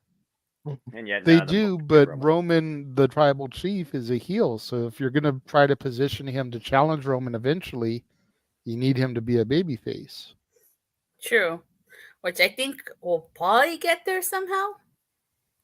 At this point, they could use a tweener to face Roman Reigns if they knew how to book Baron Corbin, they could book Baron Corbin versus Roman Reigns. That would be a repeat. It would be like Baron Corbin was the last person to pit Roman Reigns before Jey Uso. Yep. Mm-hmm. Orton, maybe Orton will have to fight AJ and then LA Knight or triple threat or something, and the winner gets the title shot against Roman. That's probably where they're gonna go. Maybe. Time will tell. All right. Noah has done his karaoke. We have discussed AJ Styles. Let us begin to get out of here with the plugs. I'd rather forget about this night altogether. Damn, Noah, it's not been that bad. Sorry, Noah. Sorry, I feel bad for. I want to forget the night because that was a letdown main event. At the end of the day, Datsila, Walter, Jeff, you're here to entertain the people. You achieved your job. Well done. Make sure you guys follow the Cleveland combatant Josh Mansfield on Twix at Walking Hymnal and on Instagram at MallowMangram. You can find No DQ's resident Big Baller G on TikTok, Big Baller G 1988, on the Twix No DQ _ Big Baller G, and on Threads and Insta at No DQ _ Big Baller G 1988. Make sure you subscribe to the members exclusive section of the Casa D18 Studios channel. Me and Noah tomorrow will begin recording the greatest trilogy in the history of pro wrestling as a Christmas gift to the members only subscribers. That's right. Noah and I will be calling the Flair Steamboat trilogy. Gonna film the first 2 calls tomorrow, and then the third one probably on Monday. And then edit that all together so it can go live on Christmas morning for you guys as a gift from me to you. Make sure you guys tune in to For the Love of Wrestling every Monday through Thursday, 9 a.m. Pacific, noon Eastern. And of course, you can find me on Instagram, The Renegade JJ Williams, YouTube, Casa D18 Studios, Twix, ROWJJ Williams. If you did not see it this week, go back in the archives and check out Jeff and I doing the top 10 Christmas songs that aren't about Christmas. We give you a lowdown as to kind of what to expect on the show before we get into the list. Believe it or not, Jeff and I discussing Christmas barely went over an hour. That's impressive for y'all. Right? That is impressive. That's super impressive. Usually we go an hour and a half to 2 hours. The only thing that made it go over an hour were the shills at the end of the show. Speaking of the shills, tune in on Christmas Day as Jeff and I will have our top 10 Christmas songs about Santa Claus himself. We have already pre-taped that, just needs to be edited and uploaded. Of course, Monday is Meech's Musings. You heard Jeff talk about it earlier. That's usually 4 p.m. Pacific, 7 Eastern. So make sure you tune in for that. Stat Boy Sports Bar. Make sure you follow the Stat Boy and Stat Girl on Facebook, Dory Lou Hathaway or Mike Caldwell. On Twix, Hathaway Lou or LB Stat Kid 1977. On Insta, Dory Lou or Statboy13. And tune in to Statboy Sports Bar featuring Dory Lou every Tuesday, traditionally at 4 p.m. Pacific, 7 Eastern. It may be getting rearranged this week due to the holidays. If it is, I'm sure Jeff will put a post out and let everybody know. Make sure you tune into the Greg Cherry brand, Facebook, Instagram, YouTube, and Twix at Greg Cherry brand. If you missed it, go back and he had a Christmas special that began today at 1 o'clock, led into Collision. I wasn't able to be there and see it, but go back and check that out and give him some likes and support. And then make sure you tune in every Wednesday, 4 p.m. Pacific, 7 Eastern, as a lead-in to Dynamite on the Greg Cherry Show. Of course, Talk Wrestling with Jeff Meacham every Thursday, 4 p.m. Pacific, 7 Eastern. Datilla, tell us a little bit about your channel. Oh, well, I cover pro wrestling, Raw, SmackDown, AEW Dynamite, every PLE, and I should still be covering TNA. Only probably just the pay-per-views and the plus specials. And started in the new year with it being the 10th anniversary of Super Mega Force. It will be really fun to revisit that season and see if my feelings change about that season, because that is one of the worst Power Ranger seasons of all time. It's going to be interesting to take a look back at it 10 years later. Okay, interesting. Walter, tell us about your channel. Well, Age of Wrestling, as I just did a UFC 296 watch along of the disappointing main event that it was. However, the rest of the pay-per-view was okay. But you can follow me on that YouTube, Rage of Wrestling. On the Twix, as we like to call it, is at Walter Alex Cruz. And the Instagram is at Cal Fire Farms. There you go. We just saw James pop into the chat room, letting everybody know that he will be back next week and he'll be seeing everyone for World's End. If you want to find James, you can check him out on Facebook, James Heebman Hebert, on Twix, and on YouTube, J Hebert Side 95. James, if you're still in the chat, we did run your uncle's trailer again earlier. Noah. Follow me if you choose on the Twitter and on YouTube and Foster1916 for all things wrestling. It truly is as simple as that to connect with me, whether you want to predict or chat or just see what's on my mind regarding all things wrestling. And of course, the simple YouTube channels where you can give your own simple assessment of all the biggest shows that we cover here on the JMN Multiverse of Media. And stay tuned, of course, for forums, prediction panels, and of course, live reactions and simple takes to come. As 2023 City Predicting finishes out with the AEW League, all other leagues have concluded. Stay tuned for the final scores for Ring of Honor and NXT posted on my YouTube and the Twitter at nfoster916. Might rebrand the channel a little bit, change up a little bit, refresh it a little bit, make it even more simple, because as far as I'm concerned, the Simple Man brand is strictly something simply dedicated by, for, and as going forward, created by me in conjunction with Casting Studios and the JMN Multiverse of Media. But I appreciate all of James for everything he's done too with FTW. So stay tuned. There's also a year-end ATW special where we approve what we look at this year in 2023 and look towards the future 2024. Probably our longest episode of the day, me and the ATW crew getting together. So this week's going to be pretty simple for the channel. There ain't nothing going up. Next week, though, stay tuned. Yeah. And then come the first week of January, Wee's going to die. But before Wee's going to die, we have to get to the end of the year where, of course, we're hoping to make Noah, That's What I Call Music. Now that's what I call open mic night. Noah, That's What I Call slow jams. And Noah, That's What I Call Disney, all a reality. For you, our fans' pleasure to purchase. And then, of course, next week, the second annual open mic night, eve of Christmas Eve, karaoke extravaganza. The one that started it all 1 year ago. And since then, we've done karaoke specials, more or less quarterly, maybe not exactly on the quarter, but 4 times a year. We do wrestling-themed karaoke, Christmas karaoke. Those are guaranteed every year now. And then we usually throw in a couple other random themes throughout the year, much to Noah's dismay and chagrin. Damn it. Which one are you looking forward to most next year, Noah? Legitimately, don't use your pen to try to flashy thingy me here, Agent J. Are you looking forward to the beach party or the 80s karaoke?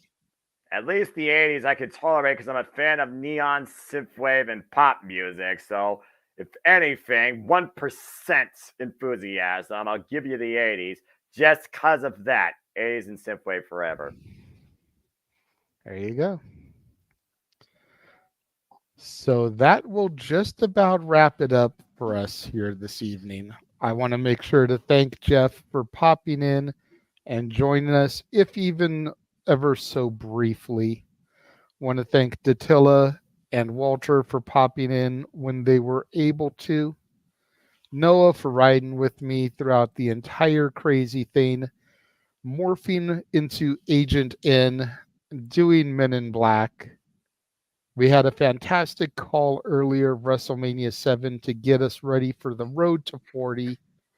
Tomorrow, looking forward to doing WrestleMania 8. And then, of course, the first two matches in the Flair Steamboat trilogy, as we said. Arlene says for 80s night, you have to do I Wear My Sunglasses at Night. Non-copyright, damn it. You know the deal, Arlene. You super chat enough and you get to pick who sings and what they sing. So just make sure you save enough for 80s karaoke night and you can call on Noah to sing that song and you can make it happen. Datilla gets her friggin' reality. Damn it. You'll be Noah Hart. Dadgummit. So thank you again to everyone for joining us. And until next week, open mic night, we will catch you guys later. Have a good night, folks. I didn't have to do the closer. Catch you later, alligators. See ya. See you next week for Open Mic Night, episode 99. The Jeff Meacham Network's Multiverse of Media. For over 15 years, the recognized symbol of excellence and the standard bearer in coverage of sports and entertainment.